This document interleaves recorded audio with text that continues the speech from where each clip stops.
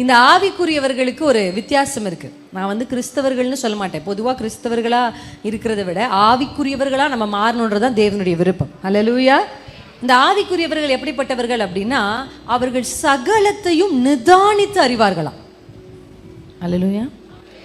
இந்த ஒரு பிரச்சனை நம்முடைய வாழ்க்கையில வந்தாலோ, ஒரு தோல்விகள் நம்முடைய வாழ்க்கையில வந்தாலோ, இல்லை ஒரு ஏமாற்றங்கள், ஒரு இழப்புகள் ஏதாவது வந்தாலோ, ஒரு ஆவிக்குரியவங்க ஒரு பிரச்சனை எப்படி பார்ப்பாங்க அப்படின்னா, அதை ஆராய்ந்து நிதானித்து பார்ப்பாங்க.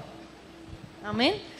இப்போ நம்ம இங்கே ஒரு மாமியார் கேரக்டர் பார்த்தோன்னே, என்ன பண்ணாலும் குறை சொல்லிக்கிட்டே இருப்பாங்க, ஏதாவது ஒன்று பேசிக்கிட்டே இருப்பாங்க. அவங்க சொன்ன மாதிரி என் பையனுக்கு இங்கே கேட்டாங்க, என் பையனுக்கு அங்கே கேட்டாங்க, உனக்கா கட்டி கொடுத்தேன், இப்படிலாம் சொல்லிட்டே இருப்பாங்க. அப்படியெல்லாம் ஒரு சில, ஏன்னா இதோடைய எஃபெக்ட் எல்லாம் அவங்களே அழகாக அதை சொல்லிட்டாங்க. என்ன எஃபெக்ட்டு? சீரியல் எஃபெக்ட் தான். அதை பார்த்து பார்த்து அதே மாதிரி ஒரு குணம் நம்ம அந்த வார்த்தைகள் நம்முடைய வாய்களில் என்ன பண்ண ஆரம்பிக்குது, வர ஆரம்பிக்குது. அப்படி பேச பேச நம்முடைய வாழ்க்கையில் ஒரு சோறு வர ஆரம்பிக்குது. ஆமாம் தானே? சில நேரத்தில் இந்த அம்மா பேசிக்கிட்டே இருக்கிறாங்களே, எப்போ பார்த்தாலும் நம்மளை குறை சொல்லிக்கிட்டே இருக்காங்களே அப்படின்றது ஒரு சாதாரண பார்வை இல்லை. ஒரு ஆவிக்குரிய ஒரு ஸ்திரீ அதை பார்த்தானா, இல்லை இந்த வார்த்தை என்னை மனமடி வாக்குறதுக்காக வர்ற வார்த்தை, இது அவங்க இல்லை, அவங்களுக்கு பின்னணியில் என்ன மனமடி வாக்கு பிசாசு என்ன பண்ணுறான், அவங்க வாயை, அவங்கள நம்ம கோச்சிக்க மாட்டோம், அவங்கள நம்ம என்ன பண்ண மாட்டோம், கடிந்து கொள்ள மாட்டோம், அவங்களுக்கு பின்னாடி இருக்கிற ஸ்பிரிட்டை. அல்லேலூயா. எத்தனை பேர் ஆமென்னு சொல்றீங்க? இன்றைக்கு நிறைய பெண்கள் சோர்ந்து போகிறதுக்கான காரணம் என்னன்னா, அவங்களுக்கு ஆவியின் கண்கள் இல்லை. மாம்ச கண்கள்லேயே பிரச்சனையை பார்க்கறதுனால மற்றவர்களைப் போலவே நம்மளும் பிரச்சனைகளை கையாளுறோம். ஆனால் ஆவிக்குரியவர்கள் எப்படி கையாளணும் தெரியுமா? இது என்ன ஸ்பிரிட், இது என்ன பிரச்சனை, இதுக்கு பிரச்சனை என்ன, பின்னாடி என்ன இருக்குது, இதோடைய நோக்கம் என்ன. நான் உங்களுக்கு சொல்கிறேன், நம்ம தான் சும்மா ஜெபிப்போம், பொதுவாக இது பண்ணுவோம். ஆனால் பிசாசு எப்பவுமே டார்கெட் பண்ணி ஸ்ட்ராட்டஜிக்கலாக தான் எதையுமே செய்வான். அவன் சும்மா என்ன பண்ண மாட்டான், ஃப்ளூக்லலாம் அடிக்க மாட்டான். அவன் அடிக்கிறான்னா டார்கெட், அந்த வார்த்தையை பேச வைக்கிறான்னா ஒரு நோக்கம், அந்த கிரியை நம்ம வாழ்க்கையில் செய்ய வைக்கிறான்னா ஒரு நோக்கம். அந்த நோக்கத்தை அறிந்து கொள்ளுகிற ஒரு ஆவிக்குரியவர்களை கர்த்தர் நம்மை மாற்றப் போகிறார். அல்லேலூயா. ஒரு விளக்கு எரியணும்னா அந்த விளக்குக்கு என்ன வேணும்? ஆமாம் தானே? அதுதான் உங்கள் மேலே இருக்கிற அபிஷேகம். அல்லேலூயா. ஆமென். கர்த்தருடைய வேதம் 92ஆம் சங்கீதம் 10ஆம் வசனத்தில் சொல்லப்பட்டிருக்கு, ஒரு புது எண்ணெயால் நீர் என்னை அபிஷேகம் பண்ணுகிறேன். ஆமென். எத்தனை பேருக்கு இன்னைக்கு அந்த அபிஷேகம் வேணும்? புது எண்ணெயின் அபிஷேகம். இது வரைக்கும் நீங்கள் எரிஞ்சிங்க. அல்லேலூயா. இரவா இருந்தால் கூட வெளிச்சம் தருகிற ஒரு அனுபவம் தான் ஆவிக்குரிய பெண்கள். அல்லேலூயா. உங்களை கர்த்தர் எப்படி மாற்ற போகிறார்னா, அது இரவு தான், ஆனால் அவங்க விளக்கு அணையாது. அது ஒரு இருளான சூழ்நிலைமை தான், ஆனால் அந்த விளக்கு அணையாது. உங்களுக்குள்ள கர்த்தர் இன்றைக்கு ஏற்ற போகிற ஒரு விளக்கு, உங்கள் மேல கர்த்தர் ஊற்ற போகிற ஒரு எண்ணெய், இந்த அபிஷேகமும் இந்த அக்கினியும் உங்களை என்ன செய்ய போகுதுன்னா, இருளிலே பிரகாசிக்கிறவர்களாய் வைக்க போகுது. அல்லேலூயா. உங்களை சுற்றிலும் எல்லாம், உலகத்தை சுற்றிலும் காரிருள் மூடும், அப்படிதானே வசனம் சொல்லுது. ஆமாம். இந்த காலத்தில் கடைசி காலமாக இருக்கிறதுனால நம்ம நினைக்கிறத விட பெரிய போராட்டங்கள், நம்ம அப்பா அம்மா சந்தித்ததை விட, உங்கள் அம்மா சந்தித்ததை விட, உங்கள் அம்மாவுக்கு உங்களை வளர்க்குறதுல எவ்வளோ சேலஞ்ச் இருந்ததோ அதை விட 100 மடங்கு நீங்கள் உங்கள் பிள்ளை வளர்க்குறதுல சேலஞ்ச் இருக்கும். ஆமாம். உங்கள் பிள்ளைங்க அதை விட பல மடங்கு சேலஞ்ச். இப்போ இந்த காலத்தில் நம்ம வாலிப பிள்ளைகளுக்கு லவ் பண்ணக்கூடாது, அது ஒரு சேலஞ்ச். நம்ம பிள்ளை யாரும் என்ன பண்ணிடக்கூடாது, நேசிச்சு அவ சித்தத்தின்படி அவ விருப்பத்தின்படி எதையும் ஒன்று செஞ்சிடக்கூடாது, அது உங்கள் சேலஞ்ச். ஆனால் உங்கள் பிள்ளை இருக்காங்க பாருங்க, அவங்க வளர்க்கும் போது பையனை பொண்ணு கல்யாணம் பண்ணிக்கணும், அப்படி வளர்க்க வேண்டியதாக இருக்கும். அதை யோசிக்கணும். இப்போல்லாம் லவ் பண்ணுறதை பற்றி தான் நம்ம யோசிக்கிறோம். இப்போ ஆனால் ஆணும் பெண்ணும் காலம் எப்படி மாறிக்கிட்டு இருக்குல்ல, எவ்வளோ மோசமான நிலைக்கு போயிட்டு இருக்கு. ஆனால் கர்த்தர் சொல்றார், இருள் தான், இரவு தான், ஆனால் அவ விளக்கு அணையலை. அல்லேலூயா. எத்தனை பேர் ஆமேன்னு சொல்லுவீங்க? அவள் விளக்கு அணையாது இருக்கும்னு சொல்ல, இரவிலே அவள் விளக்கு அணையாது இருக்கும். எவ்வளவு இருளான சூழ்நிலை, எவ்வளவு போராட்டத்தின் நடுவில், எவ்வளவு பிரச்சனை நடுவில் இருந்தாலும் உங்கள் விளக்கு எரியும் பொழுது கர்த்தர் உங்கள் வழியாக உங்கள் குடும்பத்துக்கு ஒரு பெரிய பிரகாசத்தை கொடுக்க போகிறார். எத்தனை பேர் நம்புறீங்க? ஹல்லேலூயா. 1000 பேர் ஆண்டருக்கு வேண்டாம், ஒரே ஒரு அம்மா போதும்.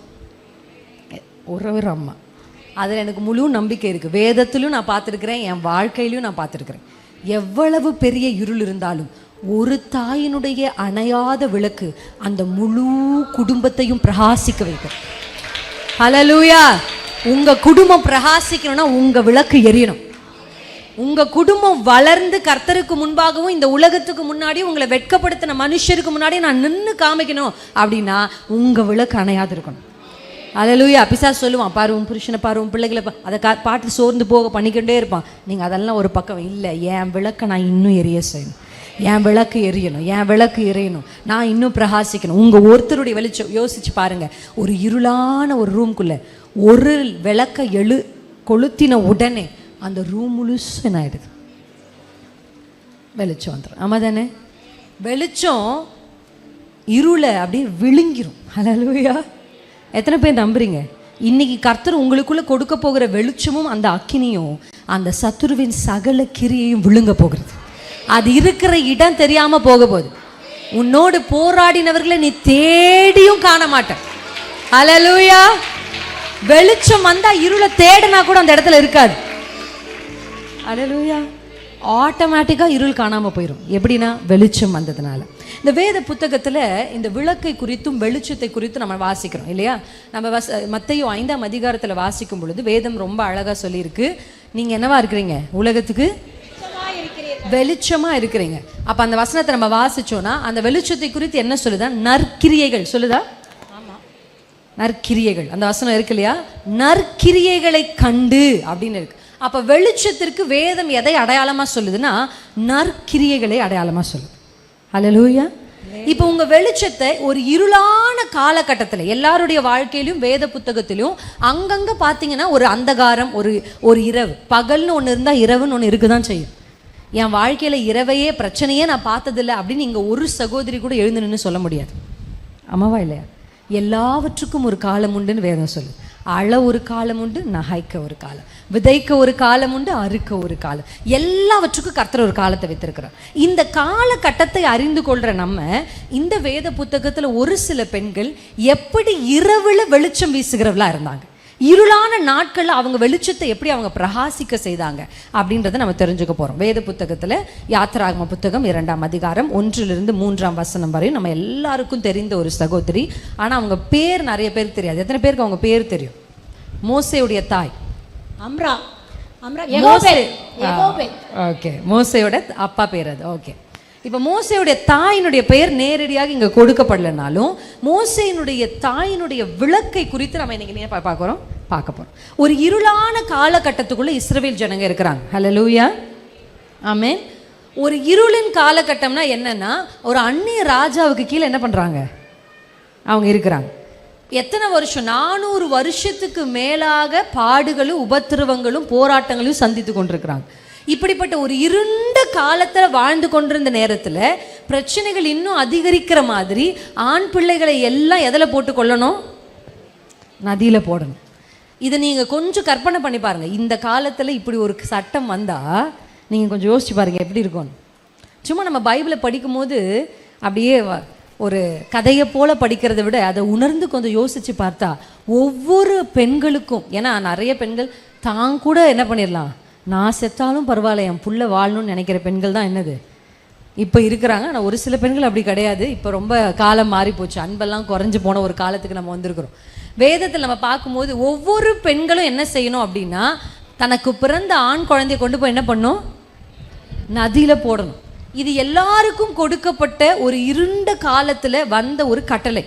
ஆனால் இந்த ஸ்திரியை குறித்து நம்ம வாசிக்கும் பொழுது 3 மாதம் வரைக்கும் மோசே என்ன பண்ணிட்டு இருந்தா, ஒளித்து வைத்திருந்தா. ஆனால் அதுக்கப்புறம் ஒளிச்சு வைக்க முடியல. ஐ திங்க் சத்தம் வர ஆரம்பிச்சிச்சுன்னு நினைக்கிறேன். அது வரைக்கும் அவர் மோசே சும்மா கியான்னு அழுதுருப்பாரு. அந்த சத்தத்தை என்ன பண்ணிக்கலாம், கண்ட்ரோல் பண்ணிக்கலாம். 3 மாதம் கழித்து கத்த ஆரம்பிப்பாங்க, ஒரு சத்தம் வரும் இல்லை? இப்போ பெண்கள் கூட்டத்துக்கு வந்தால், சர்ச்சுக்கெல்லாம் வந்தால் பாஸ்டர் மெசேஜ் எடுத்துட்டு இருக்கும் போதே ஒரு சத்தம் பின்னாடி வீண்டு கேட்கும் இல்லை?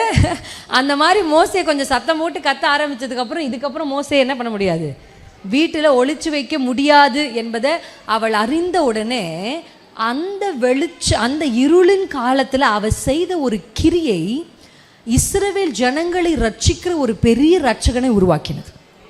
ஹல்லேலூயா.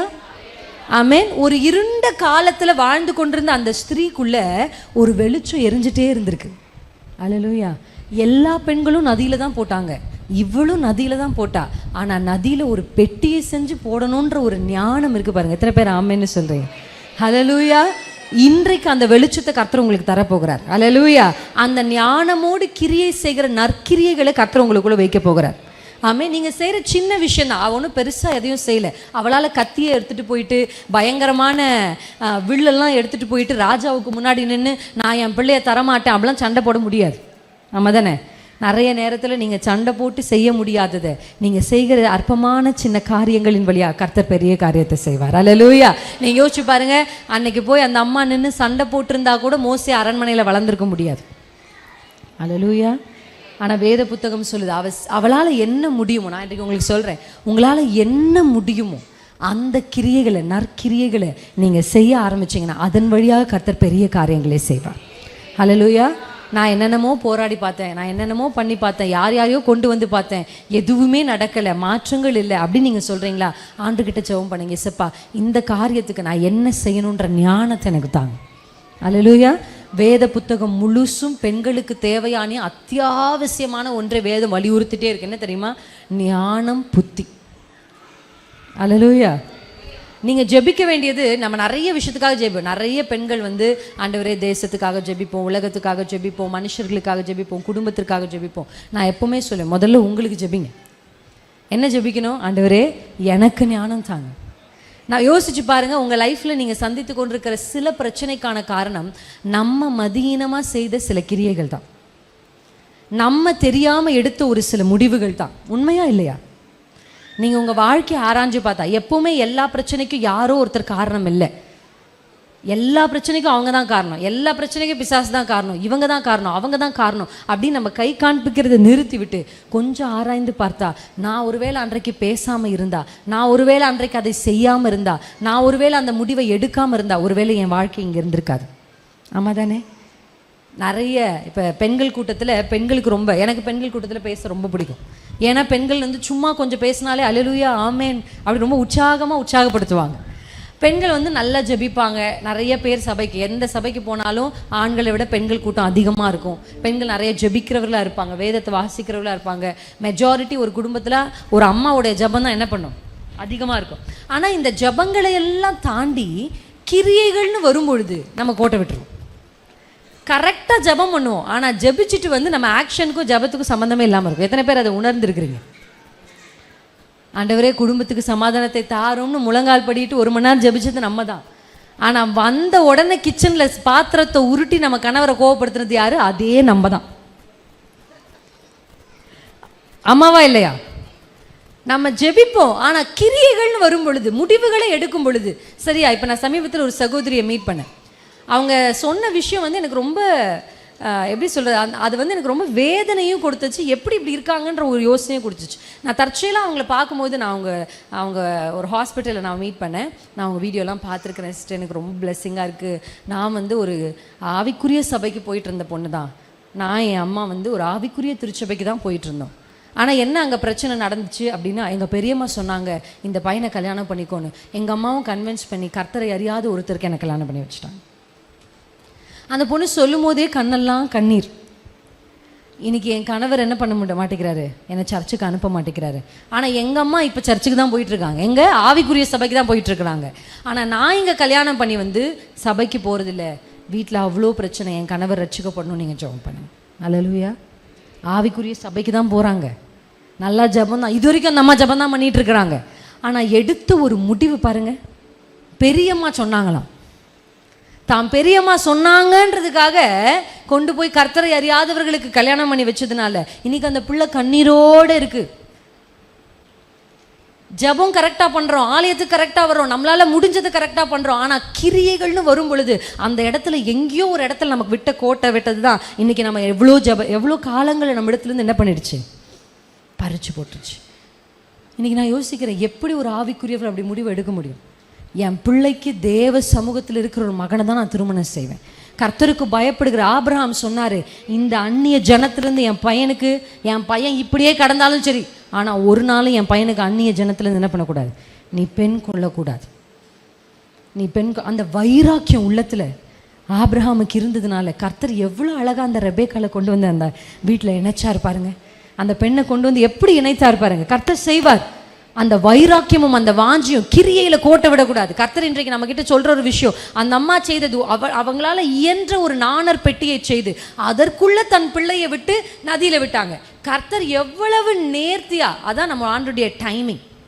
நான் சொல்கிறேன், நீங்கள் ஆண்டருக்காக இவ்வளோ வைராக்கியமாக இருந்தால் ஆண்டர் உங்களுக்காக இவ்வளோ வைராக்கியமாக இருப்பார்.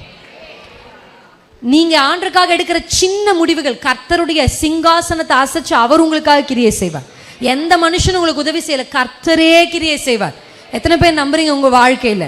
என்னுடைய வாழ்க்கையில் நானும் முடிவெடுக்க வேண்டிய பல தருணங்களுக்கு முன்னாடி நின்று இருக்கேன். அந்த இடத்துல யாருக்காகவும் நான் கன்வின்ஸ் ஆனதே இல்லை. அப்போ ஒருவேளை அவங்களுக்கு என் மேலே கோபம் வந்திருக்கலாம், அப்போ ஒருவேளை அவங்களுக்கு என் மேலே வருத்தம் வந்திருக்கலாம். என்ன இப்படி சொல்லிட்டா, என்ன இப்படி பேசிட்டா, குடும்பத்துக்காக கொஞ்சம் அட்ஜஸ்ட் பண்ண முடியாது, அப்படியெல்லாம் என்னை பற்றி என்ன வேணாலும் அவங்க பேசியிருக்கலாம். எனக்கு அதை பற்றி கவலை இல்லை. கர்த்தர் என்னோடு பேசினதை குறித்து தான் எனக்கு. அப்படி நான் நிற்கும் பொழுது ஒரு சில வருத்தங்கள் வந்தது உண்மைதான். ஆனால் இன்றைக்கு என் குடும்பம் என்னை பார்த்து பெருமைப்படுது. ஹல்லேலூயா. இன்னைக்கு என்னுடைய குடும்பம் பார்த்து சந்தோஷப்படுறாங்க. ஹல்லேலூயா. துவக்கத்தில் கர்த்தருக்காக நிற்கும்போது சில இழப்புகள் நீங்கள் சந்திக்க வேண்டியதாக இருக்கலாம், சில உறவுகள் நீங்கள் இழக்க வேண்டியதாக இருக்கலாம். பெரியம்மா சொல்லிட்டேன், என் அக்கா சொல்லிடுச்சு, அதனால அந்த பிள்ளையை நான் கொடுத்துட்டேன். அக்கா, என் பிள்ளை வாழ்க்கை கர்த்தர் என்னோட பேசியிருக்கு. அவங்களுக்கு அந்த கன்விக்ஷன் இருக்காது, ஆனால் உங்களுக்கு தெரியும்.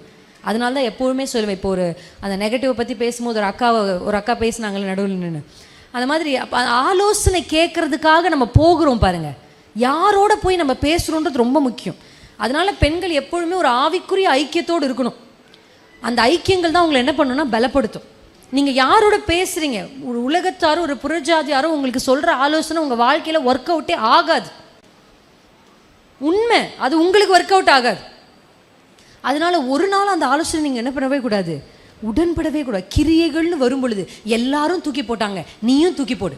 இப்போ அப்படி தானே எல்லாம் சொல்கிறாங்க. இப்போ நம்ம எதுக்காக நிறைய பேர் தவறான முடிவுகளை தவறான கிரியைகளை செய்கிறதுக்கான காரணம் என்ன தெரியுமா? சோஷியல் ப்ரெஷர், குடும்பத்தில் கிடைக்கிற ப்ரெஷர். இப்போ எல்லாரும் பண்ணாங்க, அப்போ அவளும் என்ன பண்ணியிருக்கலாம், போய் நதியில் போட்டிருக்கலாம். எல்லாரும் அப்படி தானே பண்ணுறாங்க. இல்லை, எல்லாரும் பண்ணுறது போல் நீ பண்ண முடியாது. உனக்குள்ள கர்த்தர் ஒரு வெளிச்சத்தை வைத்திருக்கிறார். ஹல்லேலூயா. இந்த வெளிச்சம் அதை செய்ய ஒத்துக்காது. ஹல்லேலூயா. அந்த அம்மாக்குள்ள ஒரு வெளிச்சம் இருந்துச்சு பாருங்க. அந்த வெளிச்சம் ஞானம், அந்த நற்கிரியை என்கிற வெளிச்சம், அந்த ஒரு சின்ன நாணர் பெட்டி தன்னால் இயன்றதை அவள் செய்து நதியில் விட்ட பொழுது கரெக்டாக பார்வனுடைய குமாரத்தி, என்ன ஒரு டைமிங் பாருங்களேன், ரொம்ப நல்ல டைம். எஸ்தர் புத்தகத்தில் ஆண்டவர், கடவுள், கர்த்தர், தெய்வம்லாம் எதுவுமே கிடையாது.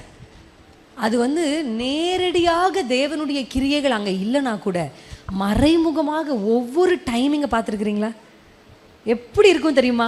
கரெக்டாக ராஜாவனுடைய இருதயத்தில் மொர்தெகாய் செய்கிறதை கனப்படுத்தணும்னு நினச்ச உடனே ஆமான் வந்து நிற்கிறது. அவருக்கே ராத்திரி தூக்கம் வரல, ஆமாவா இல்லையா? இந்த ராத்திரி ஆமான் போய் தூங்க வேண்டியதானே, இவருக்கு என்னங்க அரண்மனையில் வேலை? அவனையும் கர்த்தர் தூங்க விடாமல் அரண்மனை கொண்டு வந்திருக்கிறார். இயேசுவின் நாமத்தில் உங்களுக்கு நன்மை செய்கிறவங்களும் கர்த்தர் தூங்க விடுறதில்ல, தீமை செய்கிறவங்களும் தூங்க விடுறதில்ல. ஹல்லேலூயா. ராஜாவையும் தூங்க விடலை, ஆமான்னு கர்த்தர் தூங்க விடலை. எழுந்து வா, சும்மா வீட்டில் ஒருவேளை அவருக்கு தூக்கம் வரல, சரி நான் சும்மா அரண்மனைக்கு போயிட்டு வரேன் அப்படின்னு ஆமான் வந்திருப்பாரா இல்லையா?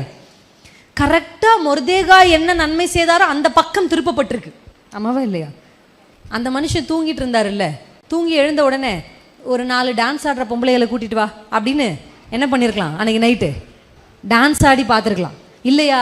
ஏதாவது கீதம் வாசிக்கிற மனுஷரை கூட்டிட்டு வா, எனக்கு தூக்கம் வரல அப்படின்னு என்ன பண்ணியிருக்கலாம்? மியூசிக் கேட்டிருக்கலாம்.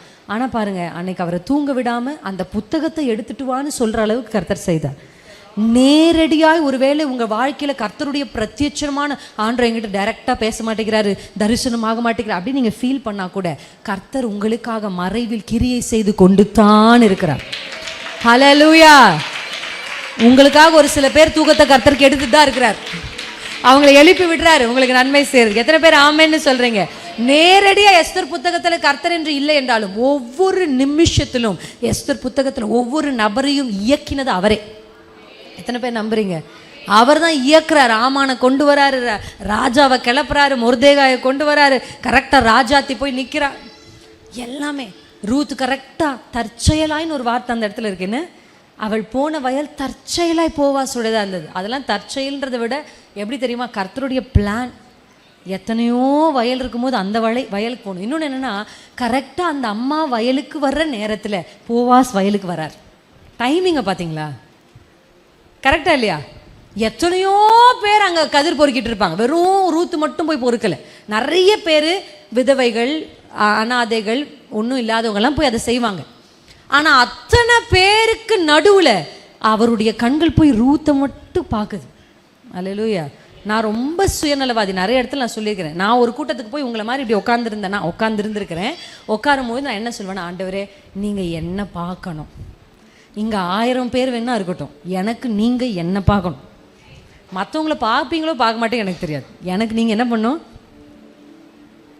அப்படி தான் போவாசின் கண்கள் ரூத்துக்கு மேலே வந்தது. எத்தனையோ விதவைகள் இஸ்ரவேலில் இருந்திருப்பாங்களா இருக்க மாட்டாங்களா? ரூத்தினுடைய நற்கிரியை எப்படி கொண்டு வந்து அந்த போவாசன் களத்தில் அவளை விட்டது பார்த்தீங்களா? ஆமே. எத்தனை பேர் நம்புறீங்க? தற்செயலாக இன்னைக்கு நீங்கள் வரல இந்த இடத்துக்கு, யாரோ கூப்பிட்டீங்க சும்மா வந்தேன்னு மட்டும் நீங்கள் நினச்சிடாதீங்க. ஒருவேளை புதுசாக இன்னைக்கு தான் நீங்கள் ஆலயத்துக்கே வந்திருந்தீங்கன்னா கூட நீங்கள் தற்செயலாக வரவே இல்லை. கர்த்தர் உங்களை ஒரு திட்டத்தோடு கொண்டு வந்திருக்கிறார். எத்தனை ஹல்லேலூயா. நம்பிக்கை இருக்கா? கர்த்தர் என்னை கொண்டு வந்தார், அவர் கொண்டு வராரு அப்படின்னாலே அவர் கண்ணு இப்போ பார்க்க போகுது. அந்த மாதிரி ஜெபிக்க ஆரம்பிக்கணும். நீங்கள் இன்றைக்கி என்ன பார்க்கணும் ஆண்டவரே. இன்றைக்கி நிறைய பெண்கள் வந்திருக்காங்க, ஆனால் போவாசின் கண்கள் ரூத்தை பார்க்கணும். அந்த டைமிங், அந்த நேரம் எப்படி ஆண்டவர் இயக்குறாரு பார்த்தீங்களா? ஒருவேளை உங்களால் உங்களுடைய கணவரை மாற்ற முடியல, உங்கள் பிள்ளைகளை மாற்ற முடியல, உங்கள் குடும்பத்தாரை மாற்ற முடியல, ஆனால் கர்த்தரால் அவர்களை இயக்க முடியும். கர்த்தரால் அவர்களை திருப்ப முடியும். நீர்க்கால்களை திருப்புவது போல ராஜாக்களுடைய இருதயத்தை திருப்புற கர்த்தர் அவர். ஹல்லேலூயா. சும்மா ஒரு நிமிஷத்தில் அவரை கர்த்தரால மாற்ற முடியும். செய்ய முடியுமா? கர்த்தர் அன்றைக்கு செய்தார். கர்த்தர் அன்றைக்கு செய்தார். அழகா ஃபாதர் பாடின பாட்டு போவாஸ் தெரியுமா? அந்த பாட்டு உங்களுக்கு எத்தனை பேருக்கு தெரியும்? அதில் ஒரு வரி ரொம்ப அழகாக, அந்த பாட்டே ரொம்ப அழகு தான். அந்த பாட்டை நான் பாடினேன்னா இந்த உலகத்தையே மறந்துடுவேன். அந்த பாட்டை நான் எப்பெல்லாம் பாடுறேனோ பாடிக்கிட்டே இருப்பேன் அடிக்கடி. ஆனால் பாடும்போதெல்லாம் யாருமே எனக்கு இந்த உலகத்தில் வேண்டாம், அப்படியே பரலோகத்துக்கு போயிடலாம் போல இருக்கும். அவ்வளோ ஒரு அன்பு அவர் மேலே எனக்கு வரும். ஏன்னா அந்த பாட்டில் உந்தன் அடிமை நானையா, என்னை காப்பாற்றும் கடமை உமக்கையா. அல்லேலூயா. எவ்வளோ ஒரு உரிமை பார்த்தீங்களா? என்ன அந்த வரிகள் ஃபாதர் எப்படி எழுதியிருக்கிறார் என்ன?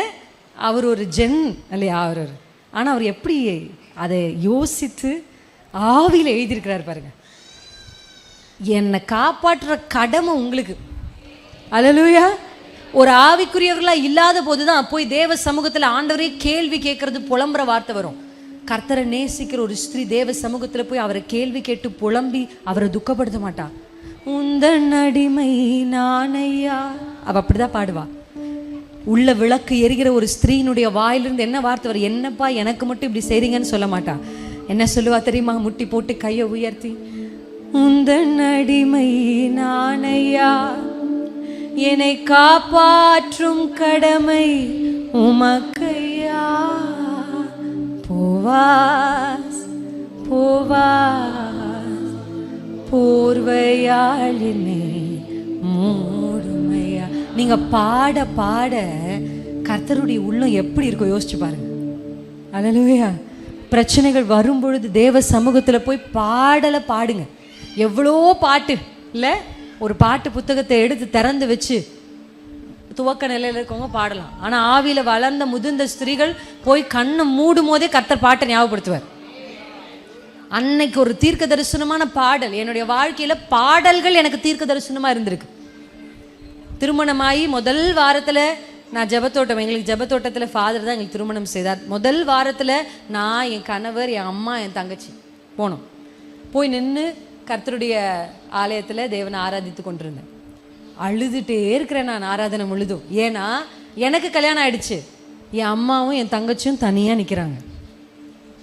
அவங்களுக்கு அடுத்து என்ன? என் தங்கச்சி படித்து முடிச்சுட்டு என்ன செய்யறதுன்னு தெரியாமல் வீட்டில் சும்மா இருக்கிறான். 2 பேரும் இப்படி நிற்கிறாங்க, நான் இங்கே நிற்கிறேன், என் கணவர் இருக்கார். அழுகையாக வருது, ஆண்டவரே எனக்கு ஒரு வாழ்க்கையை கொடுத்துட்டீங்க, ஆனால் என் தங்கச்சியும் என் அம்மாவும் இப்படி நிற்கிறாங்க. இவளுக்கு என்ன வாழ்க்கை, எதிர்காலமே இவளுக்கு என்னன்னு தெரியாமல் நிற்கிறாளே அப்படின்னு அழுது அழுது அழுது நான் ஆராதிக்கவும் முடியல, ஒன்றுமே செய்ய முடியல. கண்ணீர் மட்டும்தான் வருது. புதுசாக திருமணமானவருடைய கிளுகிழுப்ப அதெல்லாம் எனக்கு தோணலை. அந்த நேரத்தில் எனக்கு இருந்த ஒன்றே ஒரு எண்ணம், என்ன என்ன என்ன ஆகும், என் அம்மாவை யார் காப்பாற்றுவா, என் தங்கச்சி யார் கரை சேர்ப்பா, இந்த எண்ணங்கள் தான் ஓடிக்கிட்டே இருந்துச்சு. கரெக்டாக ஆராதனை வேலையில் ஒரு பாட்டு அங்கேருந்து அப்படியே புறப்பட்டு வருது. அந்த பாட்டு நான் ஃபர்ஸ்ட் டைம் இப்போ தான் கேட்குறேன். அவமானம் அடைவதில்லை, அப்பா நான் உமது பிள்ளை, அப்பா நான் உமது பிள்ளை, ஒரு நாளும் அவமானம் அடைவதில்லை. அந்த பாட்டு ஃபர்ஸ்ட் கேட்குறேன் முதல் முறை. அந்த பாடலை கேட்க கேட்க பரிசுத்த ஆவியானவர் என் உள்ளத்துல நம்பிக்கையை ஊற்ற ஆரம்பிச்சார்.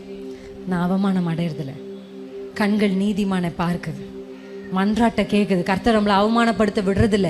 இதை பாட பாட உள்ளத்துல ஒரு நம்பிக்கை வந்தது. நான் பாடி விசுவாசத்தோடு அந்த இடத்துல ஜெபிச்சுட்டு வந்தேன். கர்த்தர் 1 மாதத்துக்குள்ள அவளை கர்த்தர்கார சேர்த்தார். என்ன செய்யறதுன்னு தெரியாம இருந்த அவளை கர்த்தர் வெளிநாட்டுக்கு கொண்டு போய் படிக்க வச்சார். நான் உங்களுக்கு சொல்றேன், வழி தெரியாம நீங்க இருக்கீங்க, என்ன செய்வதுனே தெரியாம இருக்கிறீங்க. கர்த்தருடைய பாடல்களை உள்ளத்து நாளத்திலிருந்து நீங்க பாட பாட ஒரு பெரிய நம்பிக்கை உங்க வாழ்க்கையில். எத்தனை பேர் நம்புறீங்க? ஆமேன். விளக்கு இரவுல அணையாது இருக்குன்னா என்ன அர்த்தம்? எவ்வளவு இருள் இருந்தாலும் இரவு நேரத்தில் நான் அப்படிதான், என்னுடைய ஜெபங்கள் எல்லாம் ராஜாமத்தில் தான். எல்லாரும் தூங்கினதுக்கு அப்புறம் நான் ஜெபிக்க ஆரம்பிப்பேன். எல்லாத்தையும் செட்டில் பண்ணி குழந்தையெல்லாம் அவன் தூங்கவே 2 மணி ஆகும் என் புள்ள தூங்குறதுக்கு. அவளை தூங்க வச்சுட்டு அதுக்கப்புறம் தேவ சமூகத்தில் அந்த இரவு நேரத்தில் அந்த ஜெபத்தை ஏறெடுத்து அதான் எனக்கு ஜெபிக்க கூடிய நேரமாக பிள்ளை பிறந்ததுக்கப்புறம் ஆச்சு. ஆனால் ஜெபிக்க அந்த இரவு நேரத்திலாம் கர்த்தர் அநேக வெளிப்பாடுகளை, அநேக வாக்குத்தத்தங்களை, அநேக தீர்க்க தரிசனங்களை பேச ஆரம்பித்தார். அல்லேலூயா. ஆமாம். இப்போ அந்த ஸ்கிட்டில் நம்ம பார்க்கும்போது அந்த சிஸ்டர் ஒரு வார்த்தை சொன்னாங்க, டயர்டாக இருக்குது. எல்லாருக்குமே அந்த டயர்டு என்ன பண்ணுது இருக்குது. உங்களால் எப்போ முடியுமோ அந்த நேரத்தில் டக்குன்னு எழுந்து முன்னாடியே தீர்மானம் பண்ணி உங்கள் ஜெபிக்க ஆரம்பிக்கணும். எத்தனை பேர் ஆமைன்னு சொல்கிறீங்க? உங்கள் ஜபங்கள், உங்கள் கிரியைகள், என்னுடைய வாழ்க்கையில் வலது கையை உயர்த்தி சொல்லுங்க, நற்கிரியை. எல்லாரும் நதியில் போடுறதுனால நானும் நதியில் தூக்கி போட மாட்டேன். எல்லாரும் ஒரு விஷயத்தை செய்கிறதுனால நானும் அதை செய்ய மாட்டேன்.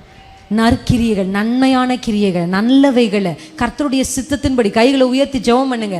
என் வாழ்க்கையில் நான் தவறான முடிவை எடுக்கக்கூடாது. ஒருவேளை இது வரைக்கும் நீங்கள் தவறான முடிவை எடுத்தீங்க, நீங்கள் செய்த கிரியைகள் தீமைக்கு எதுவாக இருந்தது, இன்னைக்கு ஒரு முடிவு எடுங்க.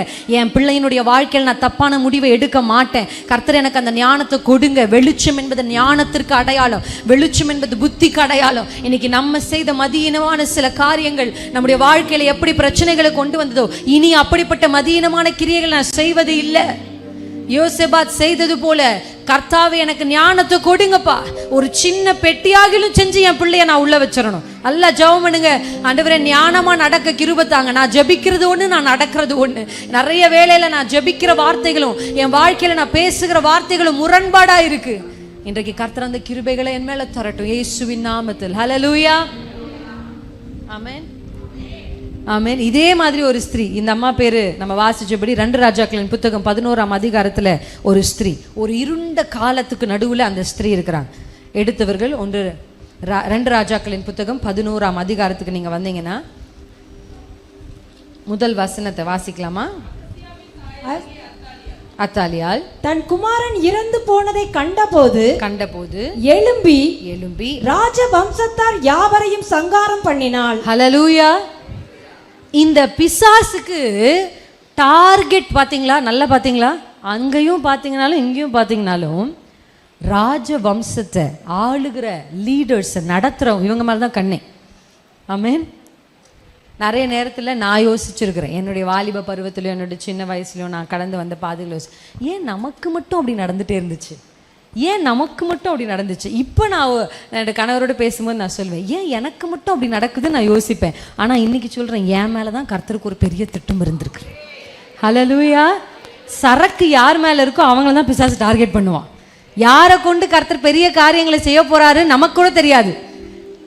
நமக்கு ஏன்னா வசனத்தில் நீங்கள் பார்த்தீங்கன்னா மோசேயுடைய தாய் அவனை அழகுள்ள பிள்ளைன்னு தான் பார்க்குறாளே தவிர இவன் ஒரு நாள் பெரிய ராஜாவா ஒரு பெரிய ரட்சகனா வருவான்ற வெளிப்பாடு அந்த அம்மாவுக்கு இருந்துச்சான்னு எனக்கு தெரியல. ஆனால் அழகாக இருக்கிறான் குழந்தை அப்படின்னு அவங்க கண்ணுக்கு என்ன தெரிஞ்சிச்சு. ஒருவேளை நீங்கள் உங்கள் பிள்ளைகளை எப்படி பார்க்குறீங்கன்னு தெரியல, நீங்கள் உங்கள் கணவர் எப்படி பார்க்குறீங்க, கர்த்தருடைய பார்வை எப்படி இருக்குன்னு நமக்கு தெரியாது. ஹல்லேலூயா. இன்னைக்கு நிறைய பிள்ளைகள், நிறைய பெற்றோருக்கு என் பிள்ளை நான் சொல்கிறத கேட்க மாட்டேங்குது, என் பிள்ளை என்னை மதிக்க மாட்டேங்குது அப்படின்னா நம்ம பிள்ளைகளை நேசிக்கிறோம், ஆனால் நேசமுள்ள வார்த்தைகளை பிள்ளைகளோடு பேசுறதில்லை. S R no? அவங்களுக்கு ஏற்றபடி காலம் மாறி இருக்கிறபடி, நான் காலத்துக்கு ஏற்ற மாதிரி உங்களை மாற்றிக்கோங்கன்னு சொல்ல, வார்த்தைகளை மாற்றிக்கோங்க, துணியை மாற்றிக்கோங்கன்னு தான் சொல்கிறேன். ஹல்லேலூயா. அப்போல்லாம் உங்கள் மாமியார் எதை சொன்னாலும் நீங்கள் டக்குன்னு என்ன பண்ணுவீங்க? செய்வீங்க. செய்வீங்கல்ல? ஆமாம், செய்வோம். என்ன குடும்பத்துக்காக என்ன பண்ணோம், கொஞ்சம் கஷ்டப்படலாம். அடி வாங்கினா கூட புருஷன்கிட்ட அடி வாங்கிட்டு வெளியில் என்ன பண்ணுறதில்ல, சொல்கிறதில்ல. சொல்லாமல் மறைச்சு வாழ்ந்து என்ன இப்போ பிள்ளைகளை காப்பாற்றணும், அப்பா இல்லைன்னா என்ன பண்ணுறது அப்படின்னு நம்ம யோசிச்ச ஒரு காலம் இருக்குது. ஆனால் இப்போ எப்படி காலம் வந்துருச்சு, ஹோயின்னு புருஷன் சொன்னாலே என்ன ஹோய் நான் சொன்ன இரு எங்கள் அம்மா கிட்ட சொல்கிறேன் அப்படின்னு பெட்டியை தூக்கி கிளம்பிடுறாங்க. அப்போல்லாம் மாமியாருங்க எனக்கு தெரிஞ்சு ஒரு சில மாமியார்களை பற்றி நான் கேள்விப்படும்போது சாப்பாடு கூட போடாத மாமியார்கள்லாம் என்ன பண்ணியிருக்காங்க, இருந்திருக்காங்க. அப்போ கூட அந்த வீட்டில் தங்கின ஸ்திரீகள் உண்டு. ஆனால் இந்த காலத்தில் மாமியார் வந்து ஏமா அப்படி செஞ்ச அப்படின்னு ஒரு வார்த்தை சொன்ன உடனே என் மாமியார் என்னை வையிறாங்க அப்படின்னு சொல்லிட்டு போகிற மருமகள்கள் உண்டு. இப்போ எப்படி காலம் மாறி போச்சு அப்படின்னா நமக்கு இருந்த மென்டாலிட்டி மாதிரி இப்போ யாருக்குமே என்ன பண்ணல இல்லை, மனநிலை மாறிச்சு. அப்போல்லாம் உங்களுக்கு நமக்கு சம்பாதிக்கல, நம்ம படிக்கல, நமக்கு சைக்கிள் கூட ஓட்ட தெரியாது. இங்கே எத்தனை பெண்களுக்கு சைக்கிள் ஓட்ட தெரியும்? அந்த காலத்தில் இருந்த எந்த பிள்ளைக்கும் ஒரு சைக்கிள் கூட ஓட்ட தெரியாது. ஆமாம் தானே? அப்படி தான் நம்மளை வளர்த்தாங்க, சைக்கிள் கூட ஓட்ட தெரியாமல். ஆனால் இப்போ பிள்ளைங்க புல்லட் ஓட்டுது, ஃப்ளைட்டே ஓட்டுது. பெண் பிள்ளைங்க வளர்ந்துட்டாங்க, காலம் மாறி போச்சு, எல்லாமே அவங்களுக்கு தெரியுது. இப்போ அவங்களுக்கு ஒரு ஆண் இல்லாமையும் வளர்க்க முடியும், ஆண் இல்லாமல் வாழ முடியும் அப்படின்ற ஒரு எண்ணங்கள் என்ன பண்ணுது, வருது. அதனால இந்த பிள்ளைகளுக்கு, அதனால தான் வேத புத்தகத்தில் சொல்லியிருக்கு, பிள்ளைகளே உங்கள் பெற்றோருக்கு கர்த்தருக்குள் கீழ்ப்படியுங்கள் இருக்கா? பெற்றோருக்கு என்ன இருக்கு? அதுக்கு நிறைய பேர் சத்தம் வராது. எங்களுக்கு பிள்ளைகள் தானே முக்கியம். பெற்றோர் எப்படி இருந்தாருன்னா ஒன்றும் பிரச்சனை இல்லை, பெற்றோர் எப்படி வேணாலும் இருக்கலாம், பிள்ளைகள் மட்டும் கீழ்ப்படியும். வாலிப பிள்ளைங்கள்லாம் இந்த அக்கா நல்லா இப்போ தான் பேச ஆரம்பிச்சிருக்காங்க. பெற்றோர்களுக்கு என்ன ஆலோசனை இருக்கு? பெற்றோர்களே உங்கள் பிள்ளைகளை கோபமூட்டாதிருங்கள். அப்படின்னா என்ன அர்த்தம்? அந்த பிள்ளைய டென்ஷன் ஆக்காத. நான் 1955 நான் எங்கள் அம்மாவுக்கு எப்படி இருந்தேன் தெரியுமா, நான் ஏன் இதை என்ன செஞ்சேன்னு தெரியுமா, இதை சொல்லும் போதே அந்த பிள்ளை மூஞ்சி நீங்கள் பார்த்துருக்கீங்களா, புருவம் மேலே போய் ஐயோ அப்படின்னு ஆரம்பிச்சிட்டாங்க. உங்களை மாதிரி உங்கள் பிள்ளைங்க என்ன பண்ணாது, கண்டிப்பாக இருக்காது. உங்களுக்கு இருந்த மனநிலை உங்கள் பிள்ளைகளுக்கு என்ன பண்ணாது, இருக்காது, கண்டிப்பாக இருக்காது. இப்போ எனக்கு இருந்த மாதிரி ஒரு மனநிலை என் பிள்ளைக்கு இருக்குமா? எங்கள் அம்மா என்னை அடிப்பாங்க, அடி வாங்கணும். எங்கள் அம்மாவுடைய ரூல்ஸ் என்ன தெரியுமா, சத்தம் போடக்கூடாது. அடி வாங்கும்போது சத்தம் போட்டால் கூடுதல் அடி விழும். சத்தம் போடக்கூடாது, சத்தம் அப்படி சொல்லி அடிப்பாங்க.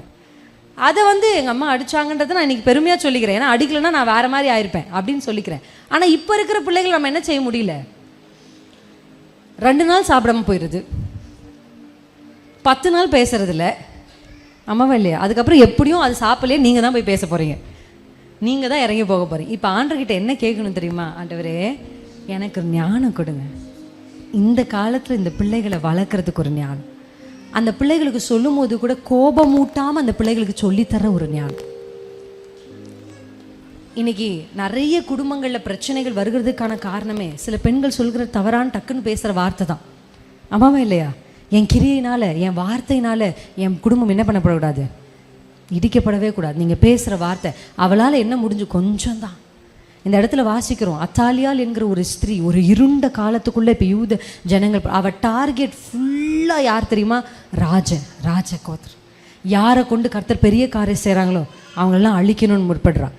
அவள் அப்படி முற்படும் பொழுது இந்த இருண்ட காலத்துக்குள்ளே ஒரு ஸ்திரீ, அந்த அம்மா பேர் யோசபாத், இந்த ஸ்திரீ பேர் யோசேபால் இருக்கா?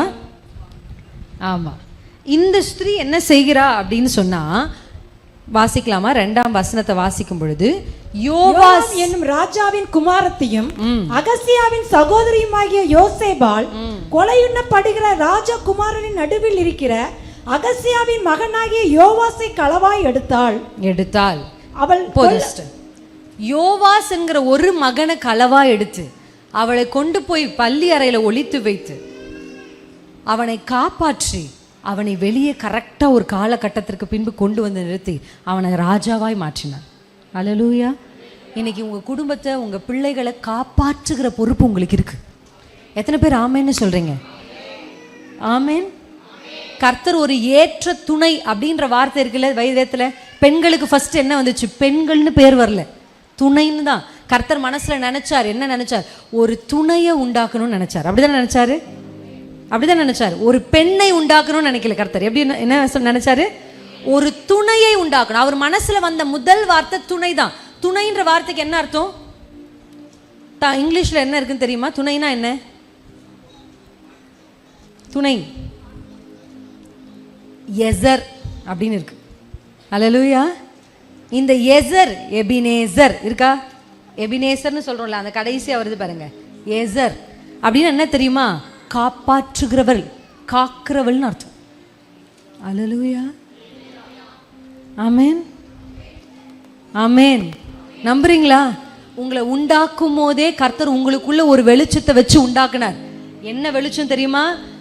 இந்த எசருக்கு ஒரு அடையாளம். நிறைய வேத புத்தகத்துல கர்த்தரால் பயன்படுத்தப்பட்ட எல்லாரும் எசர் தான். என்ன எசர்? வேதத்துல பாருங்க, அழிக்க நினைத்த யூத ஜனங்களை அழிக்க நினைத்த ஆமானின் கைகளிலிருந்து எஸ்தர் காப்பாற்றினார். காப்பாற்றினாரா? எசர். மோசே கர்த்தர் கொல்ல பார்த்தார் அப்படின்னு வருது. ஆனா மோசேயின் மனைவி கரெக்டா என்ன பண்ணா? அந்த நேரத்துல ஒரு கருக்கான கல்லை எடுத்து தன் மகனை நுனித்தோலை கட் பண்ணி போட்டு தன்னுடைய புருஷனை காப்பாற்றினா. நம்ம இப்ப பார்த்த மோசேயின் தாய் யாரை காப்பாற்றினா? வேதத்தில் நீங்க எந்த பெண்களை பார்த்தாலும் கர்த்தரால் பயன்படுத்த ஒவ்வொரு பெண்களும் எஸ்ஸர்.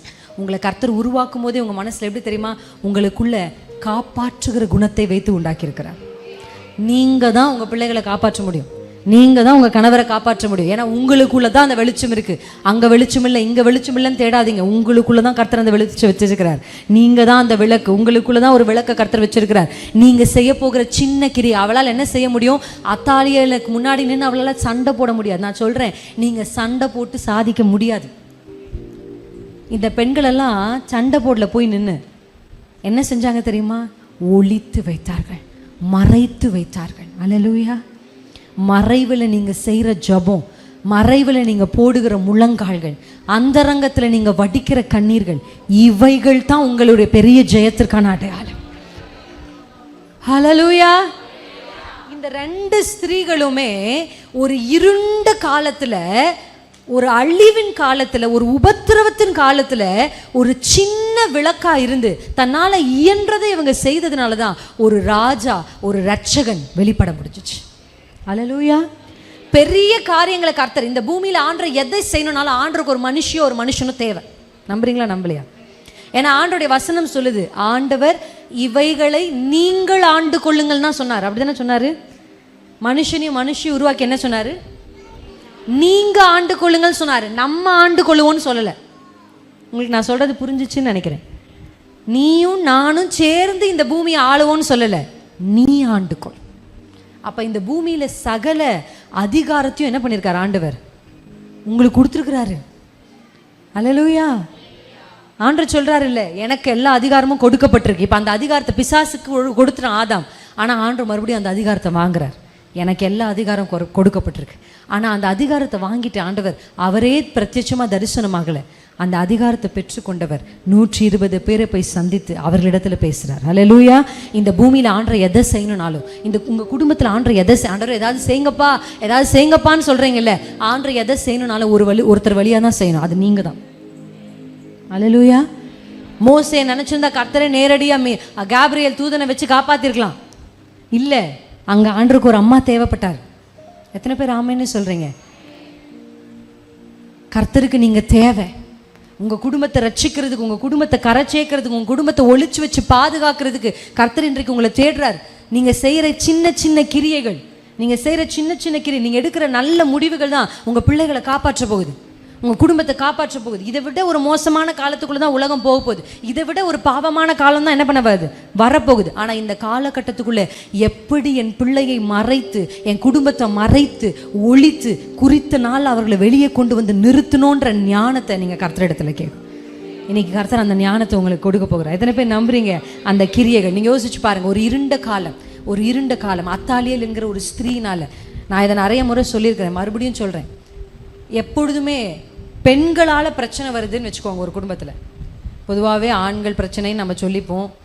பொதுவாகவே பெண்களால் ஒரு குடும்பத்தில் பிரச்சனை வருதுன்னா அந்த பெண்ணுக்குள்ளே தேடி பார்த்தா அந்த பெண்ணுக்குள்ளே இருக்க போகிற ஒரு சுபாவம் என்ன சொல்லுங்கள்? காமனாக அந்த பெண்ணுக்குள்ளே இருக்கும் சுயம் என்று ஒன்று இருக்கிற ஒரு பெண்ணால் தான் எப்பவுமே பிரச்சனை வரும். பைபிளில் பாசிட்டிவாக இருக்கிற கேரக்டர் இருக்குது, நெகட்டிவாக இருக்கிற கேரக்டர் இருக்குது. பெண்கள் இருக்காங்களா? அத்தாலியல் ஒரு நெகட்டிவ் கேரக்டர். அவளுக்குள்ள என்ன தெரியுமா? தான் ராஜாத்தி ஆகணும். இந்த தான் நான் அப்படின்னு சொல்ற பெண்களால தான் பிரச்சனை வரும். நல்லா யோசிச்சு பாருங்க. இப்ப கண்டிப்பா அப்படிப்பட்ட பெண்களால் தான் பிரச்சனை வரும். எனக்கு இது பிடிக்காது, நான்லாம் இதை செய்ய மாட்டேன், என்ன ஒன்றும் அப்படி வளர்க்கல, இப்படி சொல்ற பெண்கள் தான் என்ன கொஞ்சம் அனுசரிச்சு போ. ஆமா அப்படிதான் நான் வளர்ந்தேன், ஆனா இங்க வந்து என்ன பண்ணோம், மாற்றிக்கொள்றேன். அப்படிப்பட்ட பெண்கள் என்ன பண்ணிடுவாங்க, கொஞ்சம் சகிச்சு. ஆண்டோடைய வசனம் சொல்லு சகிக்கணும். நீங்கள் போய் வாசிச்சு பாருங்க, பவுல் கற்றுக் கொடுக்குறார் சகிங்க.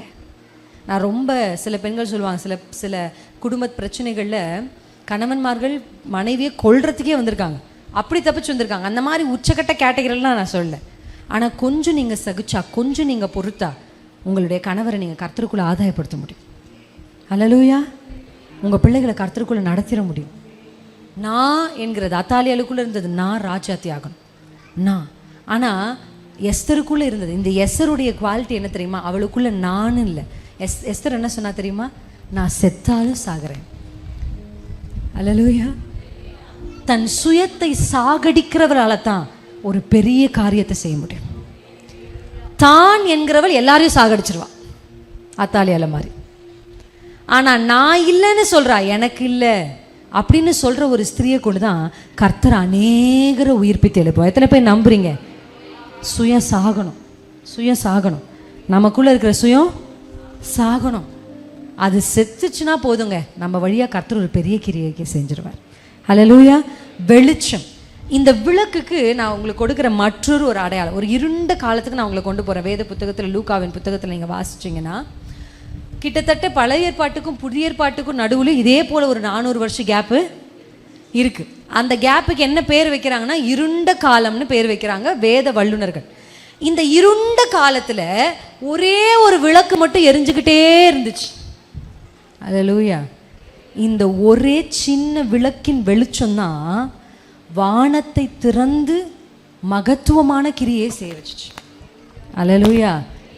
மனுஷருடைய பார்வைக்கு நீங்கள் ஒரு சின்ன விளக்கா அற்பமானவர்களாக இருக்கலாம், ஆனால் நீங்கள் அதை என்ன பண்ணக்கூடாது, உன் பார்வைக்கு நான் ஒரு சின்ன விளக்கா இருக்கலாம், ஆனால் இந்த சின்ன விளக்கை கொண்டு தான் கர்த்தர் ஒரு பெரிய தீப்பந்தத்தை ஏற்ற போகிறார். எத்தனை பேர் நம்புறீங்க? ஆமாம். எவ்வளோ பெரிய அக்கினி ஏற்றுனாலும் முதல்ல ஒரு சின்ன, ஆமாம் தானே?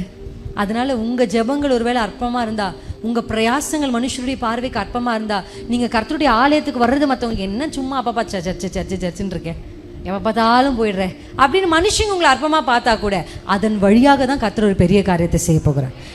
இந்த வேத புத்தகத்தில் அன்னாள்னு ஒரு ஸ்திரீ இருந்தாங்க. அந்த ஸ்திரீனுடைய சின்ன விளக்கு இரவும் பகலும் எரிந்து கொண்டே இருந்ததாம். எனக்காக ராகுல ஒருத்தர் லூக்கா 2ஆம் அதிகாரம் 37ஆம் வசனத்தை வாசிக்கலாமா?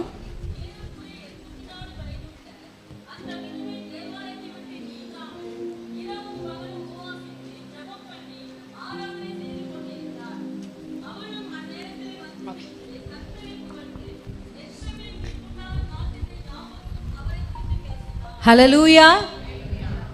ஒரு இருண்ட காலத்தில் இந்த அம்மாவுடைய விளக்கு எரிஞ்சுக்கிட்டே இருந்துச்சு. இரவும் பகலும் இடைவிடாமல் ஆராதனை செய்து ஜெபம் பண்ணினார். ஹல்லேலூயா. இரவும் பகலும் இவ விளக்கு எரிஞ்சுக்கிட்டே இருந்ததுனால தான் இந்த அம்மாவுடைய ஜெபம் தான் வானத்தை திறந்து இயேசு கிறிஸ்துவ இந்த பூமிக்கு கொண்டு வந்தது. எத்தனை பேர் நம்புறீங்க? உங்க ஜெபங்களின் வழியாகத்தான் வானங்கள் திறக்கப்படும். பதில் வரணும் அப்படின்னா ஒருத்தர் முழங்கால நிற்கணும். நம்ம சொல்லுவோம்ல, திறப்பில் நிற்கணும், திறப்பில் நிற்கணும்.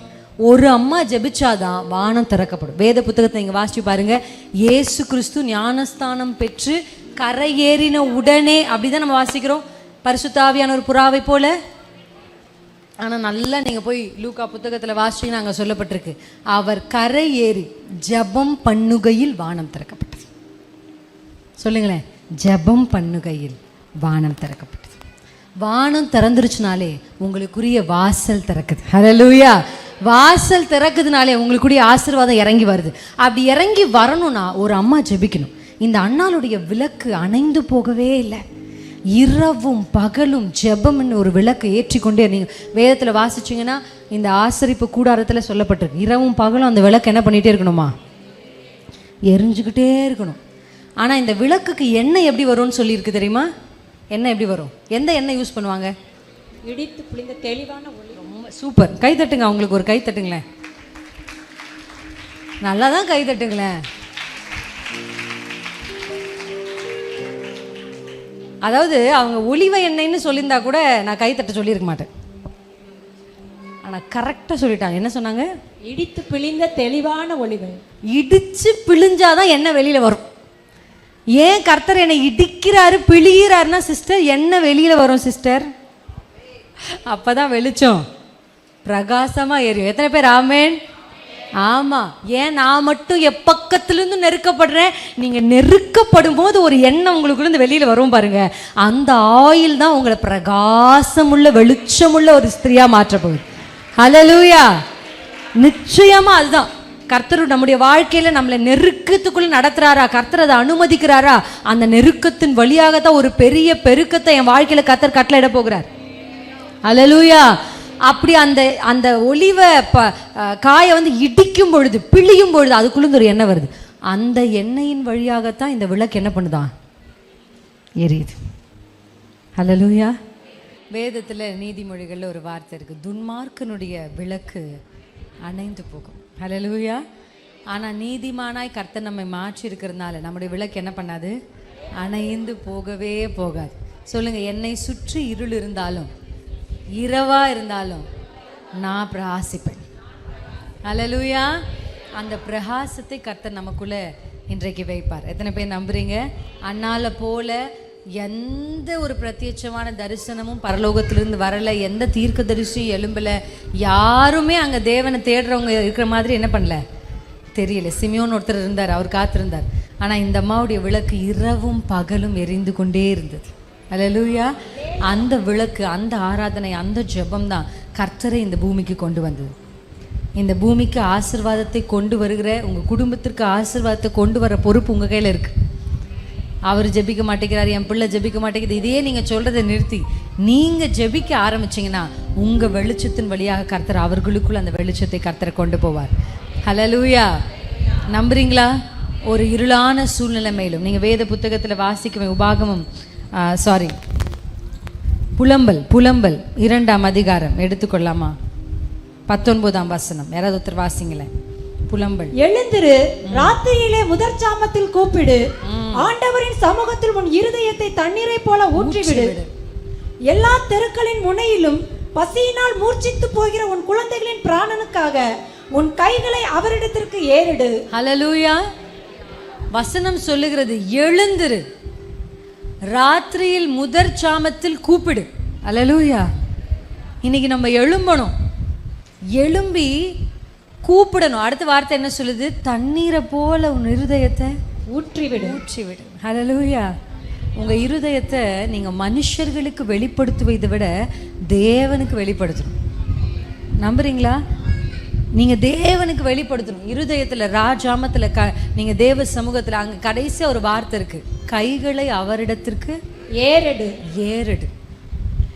நீங்கள் எழுந்து முழங்காற்படிட்டு உங்கள் வலது கையை உயர்த்தி தேவ சமூகத்தில் நீங்கள் ஏறெடுக்கிற ஜபங்கள் எல்லாம் கர்த்தருடைய சமூகத்திலிருந்து பெரிய கிரியைகளை கொண்டு வரும். நம்புறீங்களா? ஆமேன். இருதயத்தை ஏதோ ஒரு மனுஷரிடத்தில் நீங்கள் போய் ஊற்ற வேண்டிய அவசியம் இல்லை. கர்த்தரிடத்தில் உங்கள் இருதயத்தை ஊற்றுங்க. ஒரு தண்ணீரை ஊற்றுவது போல். ஆனால் அன்றைக்கு அண்ணால் என்ன செய்தா? அவள் உள்ளத்துல எல்லாம் நீங்கள் யோசிச்சு பாருங்கள். அண்ணாளுடைய வாழ்க்கையை எடுத்தா எப்பொழுதும் அண்ணாள் ஆலயத்துக்கு வருவாங்க. வருஷம் வருஷம் வருவாங்களா? எல்லா வருஷமும் வருவாங்க, அழுவாங்க, போயிடுவாங்க. தன்னுடைய கணவர்கிட்ட பேசுவாங்க, தன் கணவர் தன்னை ஆறுதல் படுத்துவார், போயிடுவாங்க. ஆனால் அந்த வருஷம் மட்டும்தான் அண்ணாள் நினச்சா, இல்லை நம்ம கணவர் முன்னாடி வடிக்கிற கண்ணீர் எந்த பிரயோஜனத்தையும் என்ன பண்ணல, கொண்டு வரல. தன்னை கஷ்டப்படுத்துகிற அவளுக்கு முன்னாடி வடிக்கிற கண்ணீர் எந்த பிரயோஜனத்தை என்ன பண்ணல, கொண்டு வரல. இன்னைக்கு ஒரு முடிவு எடுப்போம், நான் கண்ணீரை வடிக்கல, கண்ணீரை விதைக்கிறேன். அல்லேலூயா. ஆமென். கண்ணீரோடு போய் அவ தேவ சமூகத்தில் தன் இருதயத்தை ஊற்றி விட்டு வந்தாள். கர்த்தருடைய வேதம் சொல்லுகிறது, கர்த்தர் அன்னாளை நினைத்தருளினார். உங்களை ஆண்டரை நினைக்கணும் அப்படின்னா நீங்கள் உங்கள் ஆண்டருடைய சமூகத்தில் உங்கள் இருதயத்தை ஊற்றி விடணும். தேவ சமூகத்தில் என்னுடைய வாழ்க்கையில் நான் கர்த்தருடைய சமூகத்தில் போய் என் இருதயத்தை ஊற்றி விட்டு, அப்பா நீங்கள் பார்த்துக்கோங்கப்பா, நீங்கள் செஞ்சுருங்கப்பா, நீங்கள் செஞ்சுருங்கப்பா, உங்களால் தான்ப்பா இதை செய்ய முடியும். நான் போய் எல்லாம் பேச மாட்டேன். நான் சொல்லியிருக்கிறேன் அந்த மாதிரிலாம் சில நேரத்தில். நான் எல்லாம் போய் சொல்ல மாட்டேன். நான் போய் என் நியாயத்தை என்ன பண்ண மாட்டேன், சொல்ல மாட்டேன். நான் போய் எனக்காக என்ன பண்ண மாட்டேன், பேச மாட்டேன். நீங்கள் எனக்காக பேசுங்க அப்படின்னு நான் ஆண்டவர்கிட்ட அந்த பொறுப்பை கொடுத்த உடனே கர்த்தர் நமக்காக எப்படி பேசுவார் தெரியுமா? அப்படி கிரியை செய்வார். உங்களுக்கு பைபிளில் நம்ம எல்லாருக்கும் தெரியும் ஒரு வார்த்தை, சர்வ வல்லமையுள்ள தேவன் இருக்கா. அந்த வார்த்தை எல்ஷடாய் அப்படின்னு இருக்கு. எல்ஷடாய் அப்படின்னா சர்வ வல்லமையுள்ள தேவன். ஆண்டவர் ஆபிரகாமுக்கு தரிசனமாகி சொல்றார், 99 வயதில் கர்த்தர் ஆபிரகாமுக்கு தரிசனமாகி, நான் சர்வ வல்லமையுள்ள தேவன். அதாவது இந்த வசனத்தை எப்படி எழுதியிருக்கலாம் தெரியுமா? ஆபிரகாமுக்கு கர்த்தர் தரிசனமாகி நான் சர்வ வல்லமையுள்ள தேவன்னு சொல்லியிருக்கலாமா? சொல்லியிருக்க கூடாதா? ஆனால் வேதம் எப்படி ரெக்கார்ட் பண்ணுதுன்னா 99 வயதில் அப்படின்னா குழந்தை பிறக்கிறதுக்கு வாய்ப்பில்லாத வயதில்ன்னு அர்த்தம். முடியாது, இயலாது, அப்படிப்பட்ட ஒரு காலத்தில் கர்த்தர் தரிசனமாக்கி சொல்கிறார், இல்லை முடியும், உன்னால் முடியாது, உன்னுடைய சரீரம் செத்து போச்சு, உன் மனைவியால் முடியாது, உன் மனைவியுடைய கற்பம் செத்து போச்சு, ஆனால் என்னால் முடியும், ஏன்னா நான் சர்வ வல்லமையுள்ள தேவன். அல்லேலூயா. உங்கள் வாழ்க்கையில் முடியாது, கூடாது, ஆகாது அப்படிலாம் ஒன்று இருக்கும்ல, மாறவே மாறாது, முடியவே முடியாது, கடன் பிரச்சனை மாறாது, இந்த வியாதி குணம் ஆகாது, அப்படி தானே இருக்குது. நெகட்டிவான வார்த்தைகள் இருக்கா இல்லையா? மைக் டிஸ்டர்பன்ஸாக இருக்கா? ஓகே. இந்த பிரச்சனைக்கு ஒரு முடிவு வரவே வராது, இந்த குடும்பம் சேராது, இது நடக்காது, அப்படியெல்லாம் இருக்குல்ல. நீங்கள் என்ன தெரியுமா சொல்லணும்? இது நடக்காது, ஆனால் நீர் சர்வ வல்லமையுள்ள தேவன். அல்லேலூயா. அந்த வார்த்தையை சொல்லணும். எப்படி வேதம் சொல்லுது? 99 வயதில் சர்வ வல்லமையுள்ள தேவன். அதாவது முடியாதுன்ற, ஏன்னா இதுக்கு முன்னாடி அந்த ஆதியாகமம் 11ஆம் அதிகாரத்தில் ஆபிரகாமுடைய முற்பிதாக்களுடைய பட்டியல் இருக்கும். அந்த பட்டியலில் யார் யாருக்கு எந்தெந்த வயசில் பிள்ளை பிறந்ததுன்னு இருக்கும். போய் வாசிச்சு பாருங்கள். வீட்டில் வாசிப்பீங்களா? இந்த வீட்டில் பைபிள்லாம் வாசிப்பீங்களா? ஆமாம். அப்படி வாசிக்கும் போது இந்த ஆதியாகமம் 11, 12 போய் வாசிங்க. 11ஆம் அதிகாரத்தில் எந்த லேடிஸ் வயசு சொல்லலாங்க, ஜென்ஸ், எந்த ஜென்னுடைய வயசில் அவங்களுக்கு பிள்ளை பிறந்துச்சுன்னு சொல்லி போட்டிருக்கு. இருக்கா? ஒரு சில பேர் வாசிச்சு பார்க்குறீங்க இப்போ திருப்பி. இருக்குல்ல? அவருடைய 34ஆம் வயதில் இருக்கா பெற்றான். இருக்கா? அடுத்து ஒரு சிலருக்கு 20 சில 20+ சில பேர் பிள்ளை பெற்றிருக்கிறாங்க. தன்னுடைய தாத்தாமாரு தன்னுடைய முற்பாட்டர்கள் எல்லாம் 30 வயசுக்குள்ளே என்ன பண்ணுறாங்க, ஃபஸ்ட்டு பிள்ளைய பார்த்துட்டாங்க. ஆனால் ஆபிரகாமுக்கு என்ன வயசு? 99 வயசு. ஆனால் இன்னும் பிள்ளையே. ஆபிரகாம் பேருக்கு அர்த்தம் என்ன தெரியுமா? ஆபிராம் என்றால் தகப்பன் அர்த்தமா. இப்போ நமக்கு ஒரு அக்கா பேர் இருக்கும், அந்த அக்கா பேர் சாந்தி. ஆனால் அந்த அக்கா கிட்ட நான் சொல்லவே இல்லையே, நீங்களே முடிச்சிட்டிங்களே. அந்த அக்கா பேர் சாந்தி, ஆனால் அந்த அக்கா வாயை திறந்தா மூடவே மாட்டாங்க. சில பேர் பேருக்கும் ஆளுக்கும் என்ன பண்ண முடியாது, சம்மந்தமே இருக்கவே இருக்காது. ஐயா பேர் அன்புமணி, ஐயா போட்டு மனைவி என்ன பண்ணுவார், சம்மட்டி அடிப்பார்.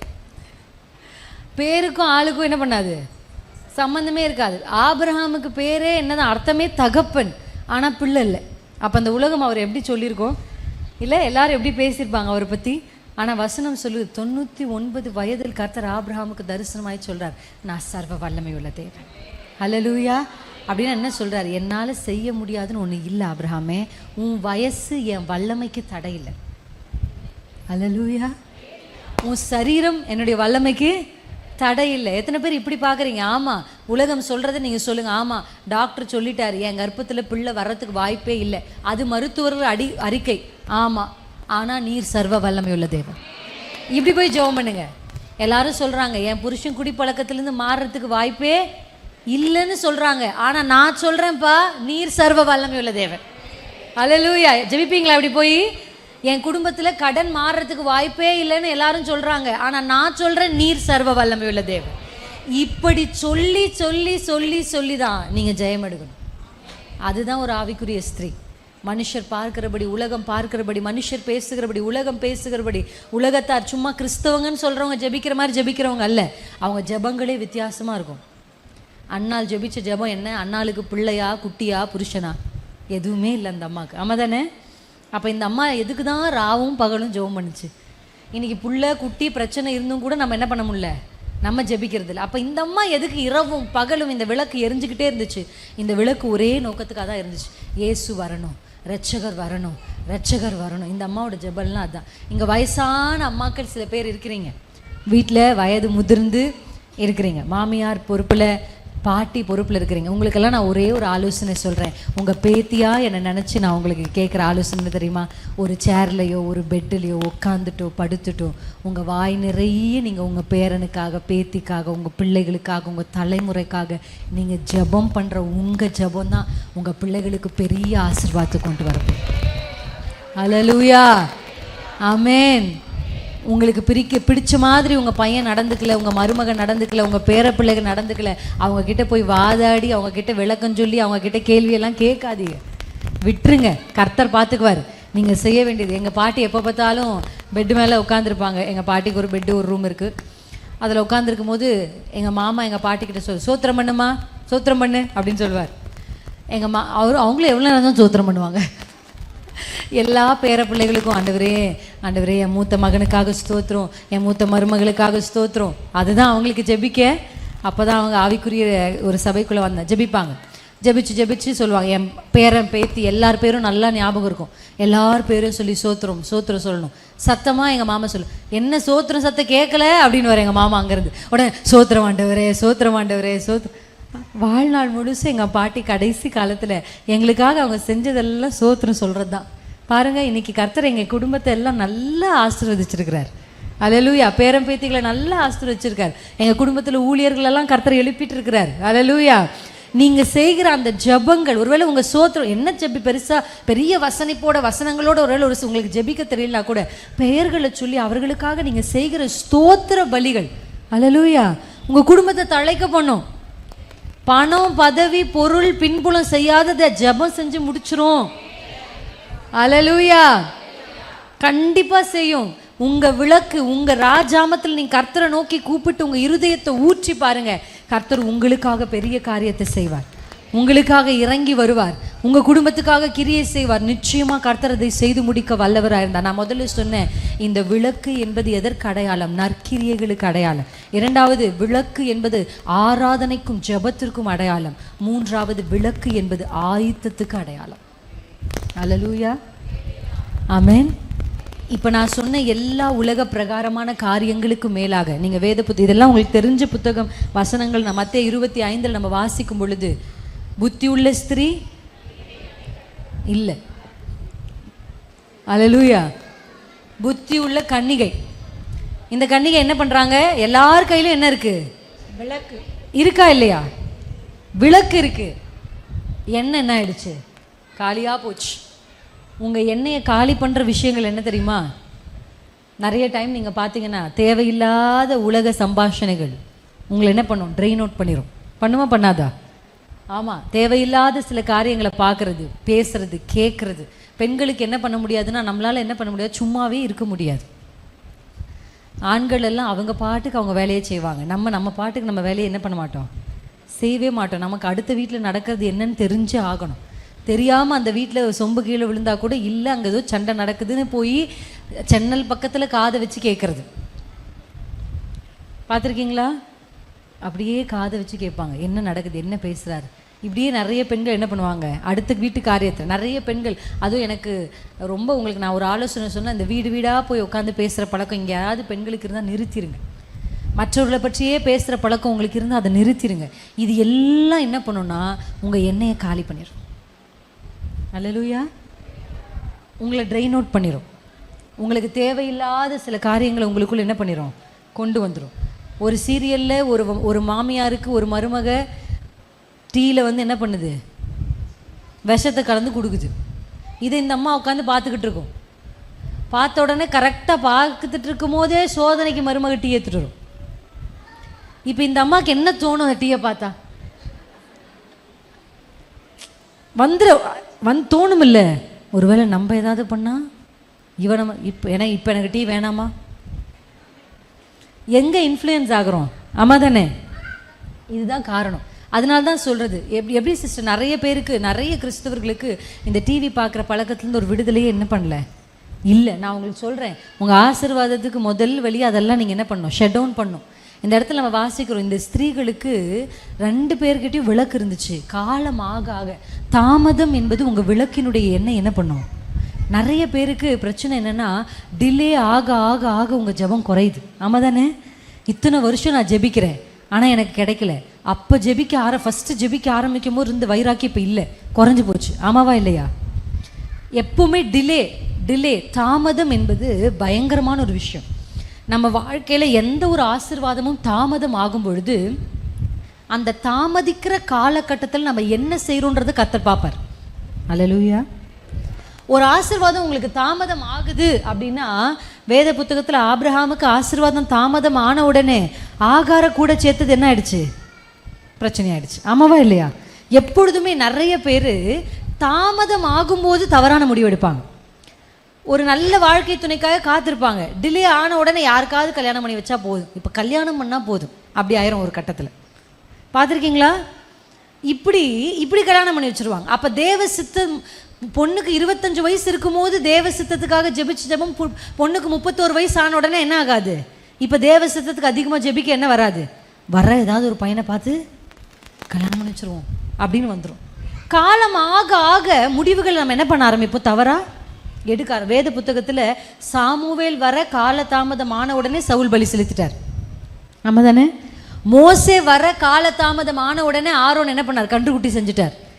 இன்னைக்கு தாமதம் ஆக ஆக தவறான முடிவுகளை எடுக்கிறதுக்கு ஒரு என்ன பண்ணுறதான் தாமதம் தான் காரணம். நான் உங்களுக்கு சொல்கிறேன், எவ்வளவு தாமதம் ஆனாலும் நான் கர்த்தருக்காகத்தான் காத்திருப்பேன். ஆப்ஷன் பிக்கு நான் போகவே மாட்டேன்.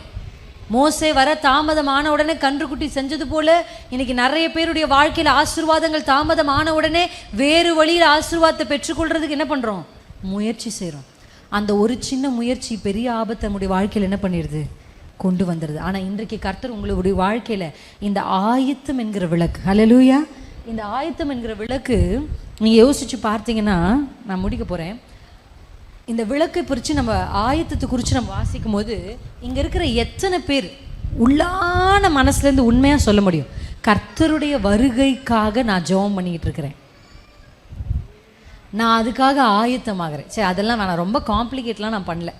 ஒரு நாளைக்கு ஒரு முறையாகிலும் பரலோகத்தை குறித்து நினைக்கிறவர்கள் எத்தனை பேர்? ஒரு நாளைக்கு ஏசப்பா வருவார், நம்ம பரலோகம் போவோம். நீங்கள் யோசிச்சு பார்த்தீங்கன்னா நிறைய பேர் நம்ம அதை மறந்தே போயிட்டோம். பிசாசு நம்மளை என்ன பண்ணுறான் தெரியுமா? கீழே இம்மைக்குரியவர்களே காண்பிச்சு ஒரு நாள் இயேசு வரும்போது, ஆண்டவரே இருங்கப்பா, இட்லி சட்டியில் இட்லி வச்சுருக்கேன், எடுத்து போட்டு ஹாட் பாக்ஸில் போட்டுட்டு வந்துடுறேன்னு சொல்கிற அளவுக்கு ஆயிடுச்சு இன்றைக்கி நிறைய பெண்கள். அப்படி தான் நம்ம நிலைமை ஆயிடுச்சு. ஏன்னா பிசாசு நம்மளை ஒரு வட்டத்தில் சுத்த வைக்கிறானா இல்லையா? எதையோ ஒன்றை கொண்டு வந்து உங்கள் முன்னாடி வச்சு எப்போ பார்த்தாலும் உங்கள் வாழ்க்கையில் கவலைப்பட்டுக்கிட்டே இருக்க சொல்லி கற்றுக் கொடுக்குறான் பிசாசு. செய்கிறானா இல்லையா? பார்த்தீங்களா? ஒரு கட்டத்தில் நிறைய பேர் என்ன, இப்போ நான் மினிஸ்ட்ரி பண்ணுறதை பார்க்கும்போது சொல்லுவாங்க, என்ன சொல்லுவாங்க தெரியுமா? நாங்களும் வாலிப பருவத்தில், நான் யூத்தாக இருந்து நாங்கள் மினிஸ்ட்ரி செய்யும் போதெல்லாம் ஒரு ப்ரேயர் டீமில் அழகாக போய் நிறைய ஊழியம் செய்வோம். வெளியில் சில்ட்ரன்ஸ் மினிஸ்ட்ரி, யூத் மினிஸ்ட்ரி, இந்த மாதிரிலாம் செய்வோம். அப்போ ஒரு சில பேர் சொல்லுவாங்க என்னை பார்த்து, நானும் வாலிப பருவத்தில் இப்படி தாம்மா உற்சாகமாக ஊழியம் செஞ்சேன், அதுக்கப்புறம் பாருங்கள் நிறைய பொறுப்புகள் வந்தோடனே நான் என்ன பண்ணிட்டேன், அவ்வளோதான், எல்லாம் போயிடுச்சு, இப்போ எங்களால் ஒன்றுமே செய்ய முடியறதில்ல, ஒன்றுமே பண்ண முடியறதில்ல அப்படின்னு சொல்லுவாங்க. அந்த ஆண்டிங்கெல்லாம் என்கிட்ட சொல்லும் போது நான் வாலிப பருவத்தில் ஒரு முடிவெடுத்தேன், ஆண்டவரே எதுவுமே நான் உங்களுக்காக ஓடுற ஓட்டத்தை நிறுத்தவே கூடாது, அப்படி முடிவெடுத்து தான் இப்போ உங்கள் முன்னாடி வந்து உட்காந்துருக்கிறேன். அல்லேலூயா. என் மூத்த பிள்ளை கர்ப்பத்தில் இருக்கும் போதும் பயங்கர பலவீனம், பயங்கர வியாதி, சும்மா எல்லா பெண்களுக்கும் வர்ற மாதிரி வாமிட், எனக்கு அந்த மாதிரி கேட்டகரி எனக்கு இல்லை. எனக்கு ப்ரெக்னன்சியில் வர்ற அந்த பிரச்சனை வந்து ரொம்ப ரேரஸ்ட், ரொம்ப ஒரு சில பெண்களுக்கு மட்டுமே வருகிற ஒரு பிரச்சனைகளை தான் நான் சந்தித்தேன். அப்படி தான் மூத்த பிள்ளைக்கும் பலவீனமாக இருந்தேன். ஆனால் கொஞ்சம் பலன் கிடைச்ச உடனே எழுந்து ஓட ஆரம்பிச்சிட்டேன். இதே மாதிரி ஒரு வாரம் டெலிவரி நடக்கிற வரைக்கும் போய் ஓடிக்கிட்டே ஊழியர் செஞ்சேன். இப்போயும் மறுபடியும் 2வது பிள்ளைக்காவது நமக்கு என்ன இருக்காது, அந்த பலவீனம் இருக்காதுன்னு பார்த்தா அது மாதிரி இல்லை, அதை விட 2 மடங்கு இப்போ கூடுது. அவனுக்கு எவ்வளோ நான் பலவீனப்பட்டிருந்தனோ அதை விட அதிகமாக பலவீனம். அப்போயாவது மருத்துவர்கள் ஒரு சில விஷயத்த கண்டுபிடிச்சாங்க. இந்த டைமெல்லாம் நான் போய் அட்மிட் ஆகும்போது எங்கள் டாக்டர்ஸ்க்கே ஒன்றுமே புரியல, என்னடா பண்ணுறது, இந்த அம்மாவை எப்படி ஹாஸ்பிட்டல்லேருந்து கிளப்புறதுனே அவங்களுக்கு தெரியல. அந்த அளவுக்கு என்ன பண்ண ஒன்று சரி பண்ணுவாங்க, திருப்பி இன்னொரு பிரச்சனை, ஒன்று சரி பண்ணுவாங்க, இப்படியே அடுத்தடுத்த பலவீனம். கொஞ்சம் கர்த்தர் எனக்கு பலன் கொடுத்தோன்னா நான் மறுபடியும் ஆண்டருக்காக என்ன பண்ண ஆரம்பிச்சிட்டேன், ஓட ஆரம்பிச்சிட்டேன். இப்பயும் நான் சொல்கிறேன், டெலிவரி வரையும் ஓடுவேன். அவன் என்ன பிரச்சனைகளுக்கும் அவன் எப்போ என்னை வந்து ரொம்ப பலவீனப்படுத்துறானோ அப்போ எனக்கு இன்னும் வைராக்கியம் வரும். அல்லேலூயா. அவன் நான் எப்பவுமே அப்படிதான், எப்போ வந்து என்னை பிசாசு ஜெபிக்க முடியாது, ரொம்ப டயர்டாக இருக்குது, அப்படியே படுப்போம், அப்படி படுத்துரு நீ ரொம்ப டயர்டாக இருக்கு அப்படி சொல்லுவான்ல, அப்போ எனக்கு தெரிஞ்சோம் இது பிசாசு தான்.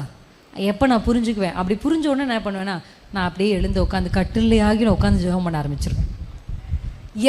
பிசாசுக்கு எதிர்த்து நிற்கிறதுனா என்ன தெரியுமா? எதிர்த்து நிற்கிறதுனா என்ன சொல்லுங்க? அவன் எதை செய்யாதன்னு சொல்கிறானோ அதை செய்யறது, அவன் எதை செய்யின்றானோ அதை செய்யாமல் இருக்கிறது, அதுதான் பிசாசுக்கு எதிர்த்து நிற்கிறது. அப்போ தான் அவன் உங்களை விட்டு ஓடி போவான். பிசாசுக்கு எதிர்த்து நிற்கிறதுனா என்ன? புடவையை தூக்கி மடிச்சு கட்டி இயேசுவின் நாமத்தில் அப்படின்னு சொல்லிகிட்டே இருக்கிறதா? பிசாசை எதிர்க்கிறதுக்கு ஒரே வழி, அவன் என்ன சொல்கிறான், நீ படுத்து தூங்கு, நீ நிறைய வேலை செஞ்சுட்டேன்னு சொன்னான்ல, நீங்கள் என்ன பண்ணணும் தெரியுமா? அவன் கொஞ்சம் போய் படுத்துருங்க, ஒரு அரை மணி நேரம் சும்மா படுத்து கூட, அதுக்கப்புறம் எழுந்து சும்மா கொஞ்ச நேரம் உட்காந்து என்ன பண்ணுங்க, சோத்திரம் பண்ண ஆரம்பி. கைகளை உயர்த்தி, நான் சொல்கிறேன் பெரிய பலன், உங்கள் 2 கையும் உயர்த்தி ஜெபிக்க ஆரம்பிங்க. நீங்கள் அந்த வசனம் சொல்லுகிறபடி புலம்பல்ல கரங்களை, உன் இருதயத்தை உயர்த்துவது போல உன் கைகளை உயர்த்தி கர்த்தருடைய சமூகத்தில் நீங்கள் ஜெபிக்கிற ஜெபம் தான் உங்கள் குடும்பத்தை காப்பாற்ற போகுது, உங்கள் குடும்பத்தை கரை சேர்த்த போகுது. எவ்வளவு இருளுக்குள்ளே நீங்கள் இருந்தால் கூட இன்னைக்கு கர்த்தர் உங்களை விளக்க ஏற்றி அனுப்ப போகிறார். நீங்கள் உங்கள் வீட்டுக்குள்ளே போகும்போதே உங்கள் வீட்டுக்குள்ளே இருக்கிற இருளின் ஆதிக்கங்கள், அல்லேலூயா, இன்னைக்கு இந்த ஜெபத்தை முடிச்சுட்டு போகும்போது எனக்கு தெரியும் கர்த்தர் ஏதோ ஒரு பெரிய காரியத்தை செய்ய போகிறார் இந்த கடைசி ஜெபத்தில். நான் நம்புறேன் இயேசுவின் நாமத்தை. எத்தனை பேர் நம்புறீங்க? நிச்சயமா செய்ய போறார். இப்போ ஒரு அபிஷேகத்தை நம்ம மேல ஊற்ற போறார், இப்போ ஒரு அக்கினி நம்மளுக்குள்ள பற்ற வைக்க போறார், இப்போ ஒரு புது எண்ணெயை இடிச்சு பிழிஞ்ச, இவ்வளவு நாள் உங்களை பிசாசு இடிச்சு பிழிஞ்சான், அவன் நினைச்சான் இடிச்சு பிழிஞ்சு உங்களை முடிச்சிடலான்னு, ஆனா அவனுக்கு தெரியாது இந்த இடிச்சு பிழியறதுனால தான் உங்களுக்குள்ள இருந்து ஒரு விசேஷித்த அபிஷேகம் வெளியே வந்துச்சுன்னு. சத்துரு எதை நமக்கு பாதகமாய் செய்யறானோ அதையே ஆயுதமா கர்த்தர் நமக்கு மாற்றுவார். நம்புறீங்களா? பிசாசு ஒரு பிரச்சனையை கொடுத்து இந்த பிரச்சனையின் வழியாக உங்களை மடங்கடிக்க நினைச்சா அதே பிரச்சனையின் வழியாக உங்களை உயர்த்துவதற்கு கர்த்தர் திட்டம் பண்ணியிருக்கிறார். அல்லேலூயா. இன்னைக்கு கர்த்தர் உங்க விளக்கை ஏற்ற போகிறார். நீங்க ஆயத்தமாகணும். எதுக்கு தெரியுமா? உலகத்துல எவ்வளவோ வந்துகிட்டே இருக்குங்க. இன்னைக்கு நீங்க ஒரு பாயிண்ட்டுக்கு ஜெபிப்பீங்க, அதை கர்த்தர் செஞ்சிருவாரு. திருப்பி நாளைக்கு இன்னொரு பாயிண்ட் உங்களுக்கு ஜெப குறிப்பு வரும். ஆனால் இப்படியே ரொட்டேஷனில் நீங்கள் ஜெபிச்சுட்டே இதுக்காகவே ஒரு ஓட்டத்தை ஓடி முடிக்காமல் ஆண்டு வரும்போது நம்ம போனோங்க. எத்தனை பேர் சொல்கிறீங்க அவர் வரும்போது? ஏன்னா அவர் அது சீக்கிரத்தில் வருகிறார், அவர் அது சீக்கிரத்தில் வருகிறார். தாமதிக்கிறார் என்பதனால நம்ம ஓகே அவர் லேட்டாக வராரு அப்படின்றதுனால நம்ம உலகத்தையே யோசிச்சு வாழக்கூடிய வாழ்க்கை நம்புறீங்களா? இம்மைக்குரிய ஆசீர்வாதத்தையும் கர்த்தர் உங்களுக்கு தருவார், மறுமைக்குரிய ஆசீர்வாதத்தையும் உங்களுக்கு கர்த்தர் தருவார். ஹல்லேலூயா. 2ஐயும் கர்த்தர் இன்னைக்கு வாக்கு பண்ணுகிறார். இன்னைக்கு என்ன தெரியுமா நாள்? இருளுக்கு ஒரு முடிவு. ஆமென். மங்கி எரிகிற திரிகள் எல்லாம் இப்போ எப்படி தெரியுமா மாறப்போகுது? பிரகாசிக்கிற வெளிச்சமா. நீங்கள் எப்படி தெரியுமா மாற போறீங்க? மலையின் மேல் இருக்கிற ஒரு பட்டணத்தை போல. ஹல்லேலூயா. உங்களை கர்த்தர் ஒரு வெளிச்சம் ஒரு மனுஷிக்குள்ள இருந்தா அந்த வெளிச்சம் மலை மேலே இருக்கும், உயர்வுகளில் இருக்கும். பார்த்துருக்கீங்களா? கர்த்தருடைய வேதம் என்ன சொல்லுது? மத்தேயு 5ஆம் அதிகாரத்தில் ஒரு விளக்கு எரிஞ்சா அந்த விளக்கு தண்டின் மேலே இருக்கணும்.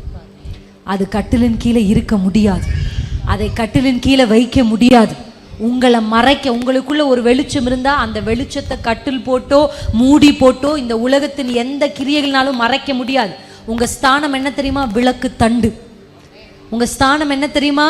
மலை மேல இருக்கிறது. அல்லேலூயா.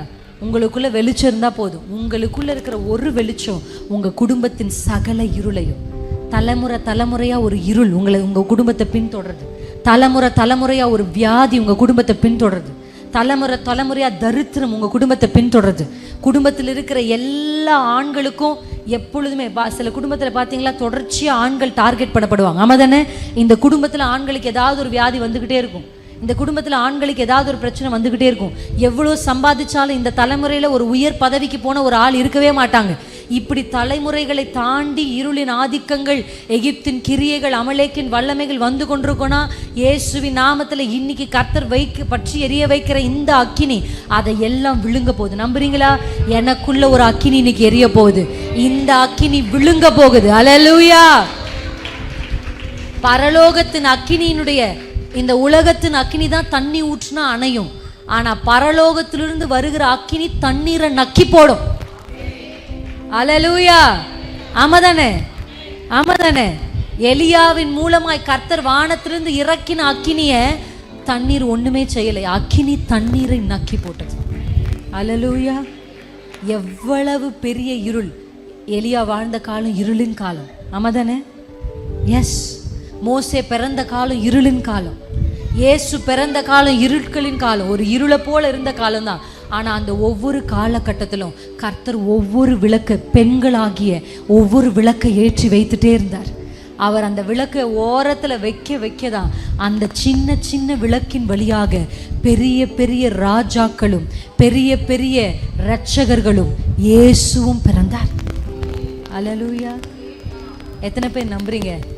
ஃபர்ஸ்ட் நான் சொன்ன வார்த்தை, பெரியவர் பெரிய காரியங்களை செய்வார்.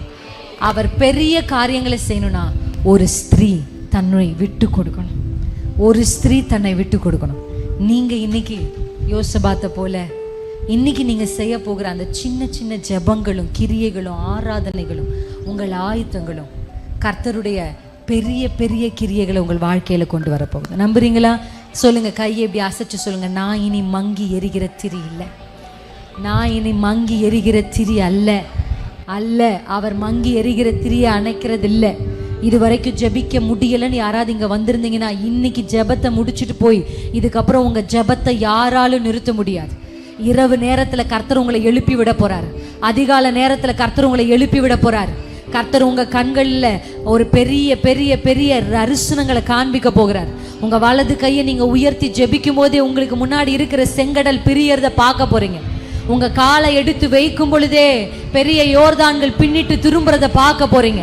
உங்க வாய் அசையும் பொழுதே எரிகோக்கள் கீழே விழுறத பார்க்க போறீங்க. ஷாகானா மதுரா லிஷேதரபா. கர்த்தர் உங்களுக்குள்ள இன்னைக்கு ஒரு அக்கினியை போட வந்திருக்கிறார். நான் ஒரு அக்கினியை போட வந்திருக்கிறேன். அந்த அக்கினி இன்றைக்கே பற்றி எரிய வேண்டும் என்று விரும்புகிறேன்.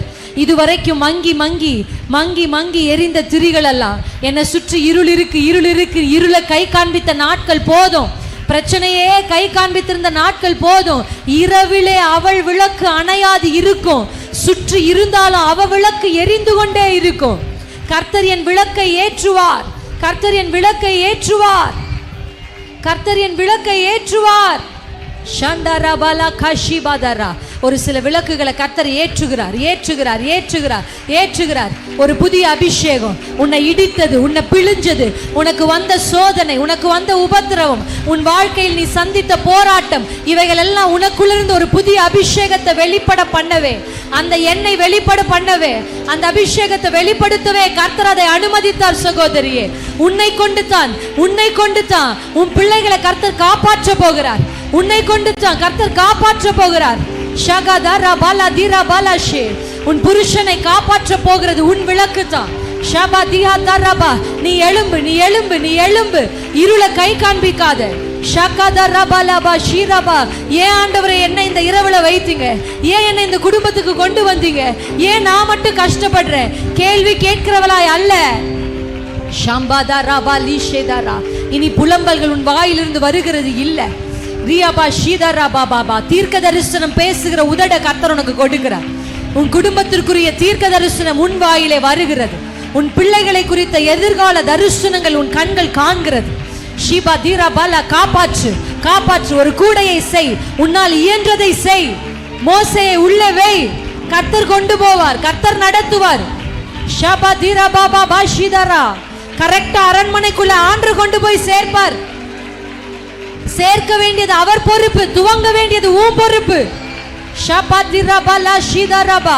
ஒரு கூடையை பின்னி அதற்குள் வை, அது உன் பொறுப்பு. கர்த்தர் கரெக்டா கொண்டு போய் சேர்க்க வேண்டிய இடத்துல சேர்த்து விடுவார்.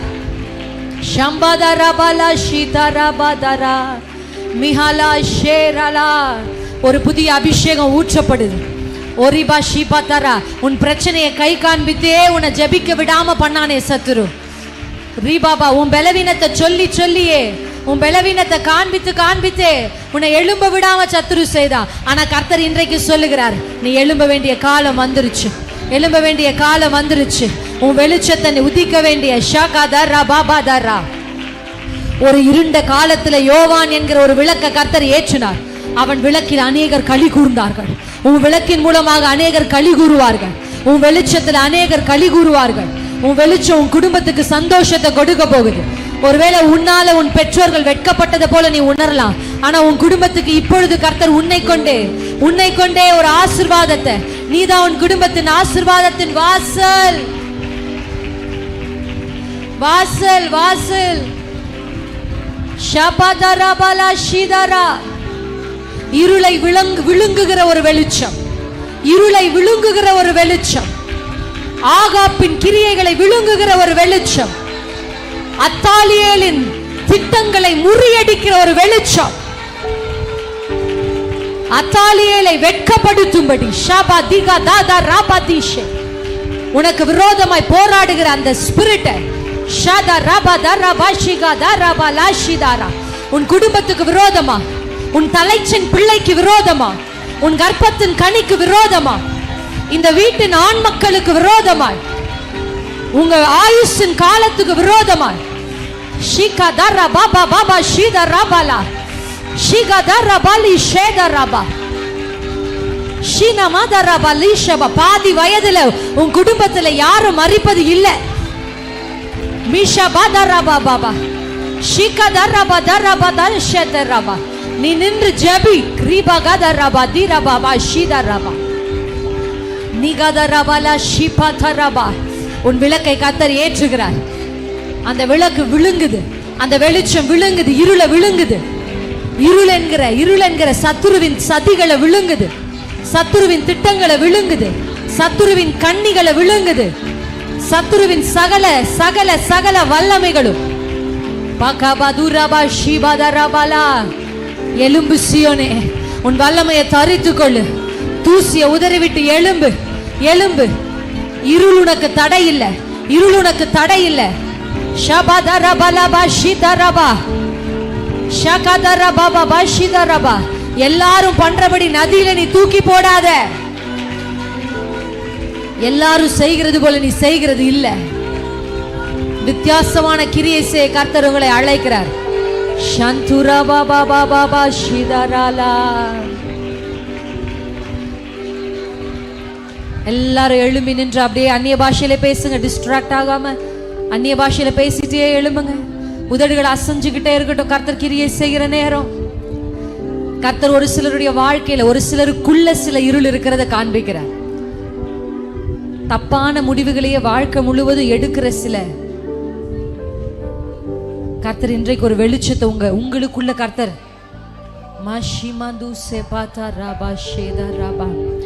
இனி ஞானமுள்ள கிரியைகளை செய்ய போகிறீங்க. நீதிமொழிகள் 31 இருக்கிறபடி குணசாலியான ஸ்திரியா கர்த்தர் உங்களை மாற்றுகிறார். கேளுங்க ஆண்டவரிடத்துல, எனக்கு ஞானத்தை தாங்கப்பா. அன்னைக்கு அந்த யோசபாத்துக்குள்ள ஒரு ஞானம் இருந்ததே. எல்லாரும் செய்யறது போல தன் பிள்ளைய நதியில தூக்கி போடலையே. ஒரு நாணற்பட்டியை செய்கிற ஞானம் அவளுக்குள் இருந்ததே. ஷபதரபா ஷிகதரபபா. எஸ்தரை போல பேசுகிறதற்கு ஒரு ஞானம். ராஜாவுக்கு முன்னாடி போய் ஞானமா பேசி யூத குலத்தையே காப்பாற்றினாலே. தான் மாமிய ஞானமா ஆதரித்தாலே. நற்கிரியை செஞ்ச ரூத்த கர்த்தர் ஆசீர்வதிச்சாரே. நரபாபா ஷிதரபா சேரபாபா.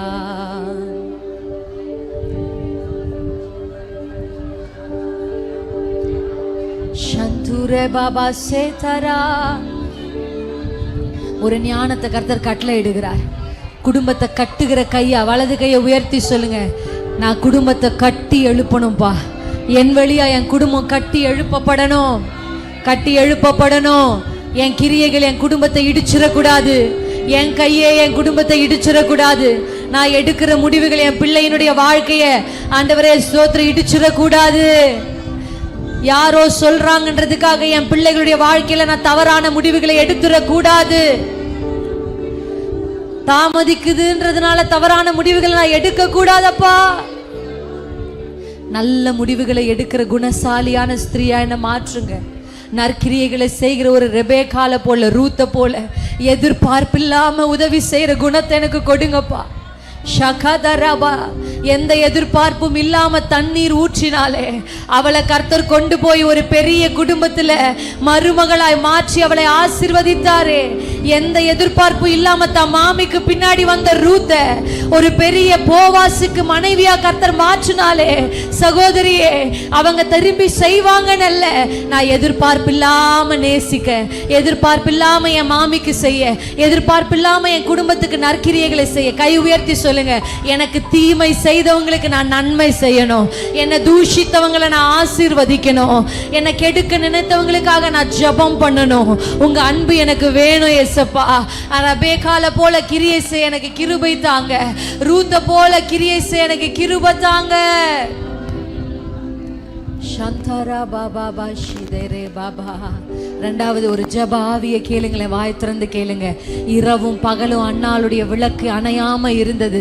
அவளுடைய இரவும் பகலும் அவ ஜெபிச்ச ஜெபம்தான் வானத்தை திறந்து இயேசு ரட்சகரை இந்த பூமிக்கு கொண்டு வந்தது. ஒருவேளை இருளின் காலத்துல நீங்க இருந்தாலும், ஒரு மூலையில நீங்க இருந்தாலும், அந்த ரங்கத்துல நீங்க செய்கிற ஜெபம், அந்த ரங்கத்துல நீங்க வடிக்கிற கண்ணீர், அந்த ரங்கத்துல நீங்க செய்கிற உபவாசம் ஷகதரா வெளியரங்கமான பலனை அவ மறைவில் ஜெபிச்ச ஜெபம் அவ கண்ணுக்கு முன்னாடி இயேசு என்கிற பாலகனை பார்க்க உதவி செஞ்சுச்சு. சொல்லுங்கப்பா, என் கண்கள் நான் ஜெபிச்ச ஜெபத்தை ஆண்டவரே பார்க்கணும் பார்க்கணும் பார்க்கணும். ஜெப ஆவினால நிரப்புங்க. சொல்லுங்க, ஜெப ஆவினால நிரப்புங்க. என்ன நிரப்புங்க, என்ன நிரப்புங்க. புருஷன் இல்ல, குழந்தை இல்ல, தான் வாழ்க்கையில எந்த நன்மையும் அவ பார்க்கல. ஆனா அதெல்லாம் அவ ஜெபத்துக்கு ஒரு தடை இல்லை. அவ ஜெபித்து கொண்டே இருந்தா. இல்ல இல்ல என்பது சொல்வது உங்க வாழ்க்கையில ஜெபத்துக்கு தடை இல்ல. நான் இல்லாதவர்களை கை காண்பித்து ஜெபத்தை நிறுத்துறது இல்ல. ரெண்டு கையும் உயர்த்தி சொல்லுங்க, ஏசப்பா உம்முடைய வருகைக்கு நான் ஆயத்தமாகணும். ஒரு நாளும் பரலோகத்தை மறந்து இந்த பூமியில ஒரு வாழ்க்கையை வாழ்ந்து கடைசியா நீர் வரும் பொழுது என் விளக்கு அணைஞ்சு போனதா இருக்க கூடாதுப்பா. உங்க வருகை வரையிலும் நான் எரிந்து கொண்டே இருக்கணும்பா. எரிந்து கொண்டிருப்பே எப்போதும் உமக்காய், என் ஜீவன் பிரியும் வரை எரிந்து கொண்டிருப்பேன். எப்போதும் உமக்காய், என் ஜீவன் பிரியும் வரை எரிந்து கொண்டே இருப்பேன். எப்போதுமே உமக்காய், என் ஜீவன் பிரியும் வரை எரிந்து கொண்டே இருப்பேன். அப்படியே நம்ம கண்களை மூடி ஒரே நிமிஷம் ஜெபிக்க போறோம். உண்மையா சொல்லி முடிப்போமா?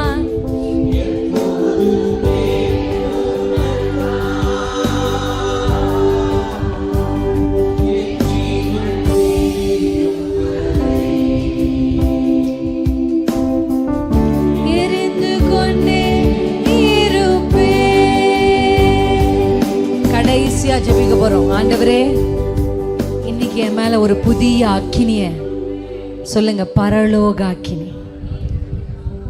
தண்ணீரை நக்கி போடுகிற எவ்வளவு தண்ணீரை இந்த அக்கினியின் மேல ஊற்றினாலும் இந்த அக்கினி அணைக்க யாரால முடியாது.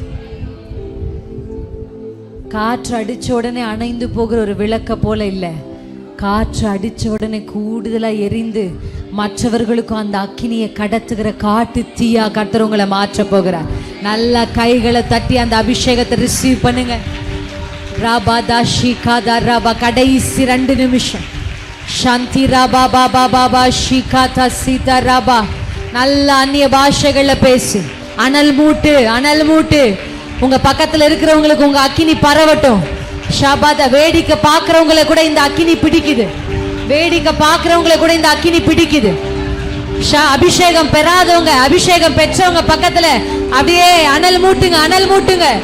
ஆதியில நீங்க பெற்றுக்கொண்ட அந்த அபிஷேகம், அந்த வரம், அந்த வல்லமை, ஆதியில உங்களுக்குள்ள எரிஞ்ச அந்த அன்பின் அக்கினி தண்ணீரும் வெள்ளங்களும் தணிக்க முடியாத ஒரு அக்கினி. ஷபதரா பாபா ஷிதரா. இந்த அக்கினியின் மேல தண்ணீரை ஊற்றினாலும், இந்த அக்கினியின் மேல வெள்ளங்கள் வந்தாலும் இந்த அக்கினியை தணிக்கவே முடியாது.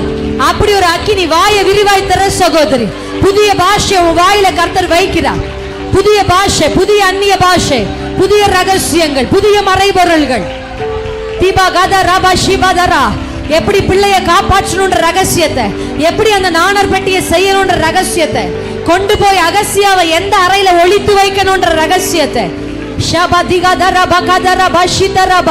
ராஜாவுக்கு முன்னாடி எதை பேசினா ராஜா மனசு மாறும்ன்ற ரகசியத்தை ஆண்டவர் ரிவீல் பண்றார். நல்லா சத்தம் உயர்த்தி அந்நிய பாஷையில பேசி புதுசா வந்த சகோதரிகளுக்கு கூட கர்த்தர் இந்த அபிஷேகத்தை ஊற்ற நினைக்கிறார். நல்ல ஆதியில் இருக்கிற மூத்த விசுவாசிகள் நல்ல சத்தம் உயர்த்தி பேசுங்க. மாதாரா பாபா ஷிதாராபா. ஒரு அலைய போல அது கடந்து போகட்டும். முன் பக்கத்துல இருந்து பின் பக்கத்துக்கு போகட்டும். பாபா தீகி ஷேகா தீசா பாத்தி கதராபா. ஒரு அக்கினி வரட்டும். எலியா எலியா அழைத்த பொழுது இறங்கி வந்த வானத்தின் அக்கினி இறங்கி வருது. விழுங்கட்டும் விழுங்கட்டும், தண்ணீரை விழுங்கட்டும். இந்த அக்கினி நிரூபிக்க போகுது. இந்த அக்கினி தான் நீங்க யாரு நிரூபிக்க போகுது. இந்த அக்கினி தான் உங்களை பகச்ச மனுஷருக்கு முன்னாடி உங்களை நிரூபிக்க போகுது. இந்த அக்கினி தான் உங்களை கொலை செய்ய தேடின அந்த ஆபகாப்புக்கு முன்னாடி உங்களை நிரூபிக்க போகுது. இந்த அக்கினி தான் மங்கி குன்றி குன்றி நடக்கிற உங்க குடும்பத்தை கர்த்தருக்கு முன்னாடி முழங்கால் படியிட வைக்க போகுது. இந்த அக்கினி தான் உங்க குடும்பத்துல ரட்சிக்கப்படாதவர்களை கர்த்தரே தேவன் கர்த்தரே தேவன் சொல்ல வைக்க போகுது.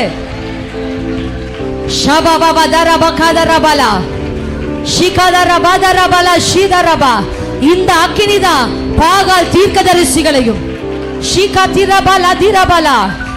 யெசபேலின் பந்தியில் அமர்ந்தவர்களையும் ஒரு முடிவை கொடுக்க போகுது. இத்தனை வருஷம் உங்க குடும்பத்துல வந்த எல்லா கிரியைகளையும் கர்த்தர் இந்த அக்கினியை ஒரு முடிவுக்கு கொண்டு வருகிறார். அக்கினியை ஊற்றி இந்த அக்கினியின் வழியாக ரட்சிப்பு, இந்த அக்கினியின் வழியாக விடுதலை, இந்த அக்கினியின் வழியாக சுகம், இந்த அக்கினியின் வழியாக சத்துருவுக்கு முடிவு, இந்த அக்கினியின் வழியாக இருளை விழுங்குகிறார் கர்த்தர்.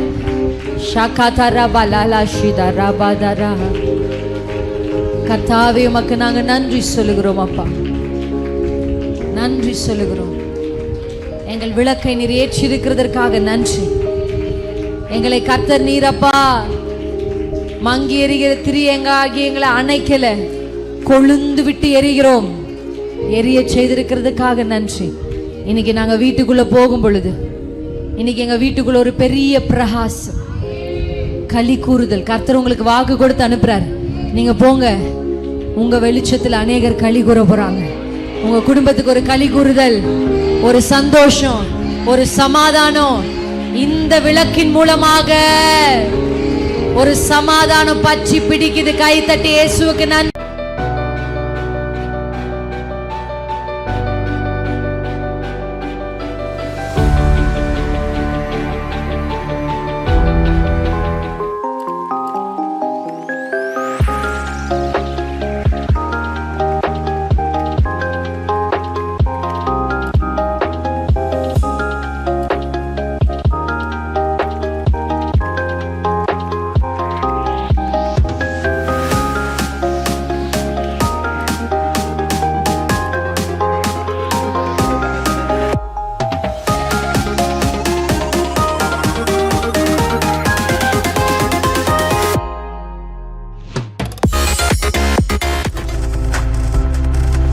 நீங்கள் பார்த்து கொண்டிருப்பது உங்கள் ஜாய் டிவி. உங்கள் துக்கம் சந்தோஷமாய் மாறும்.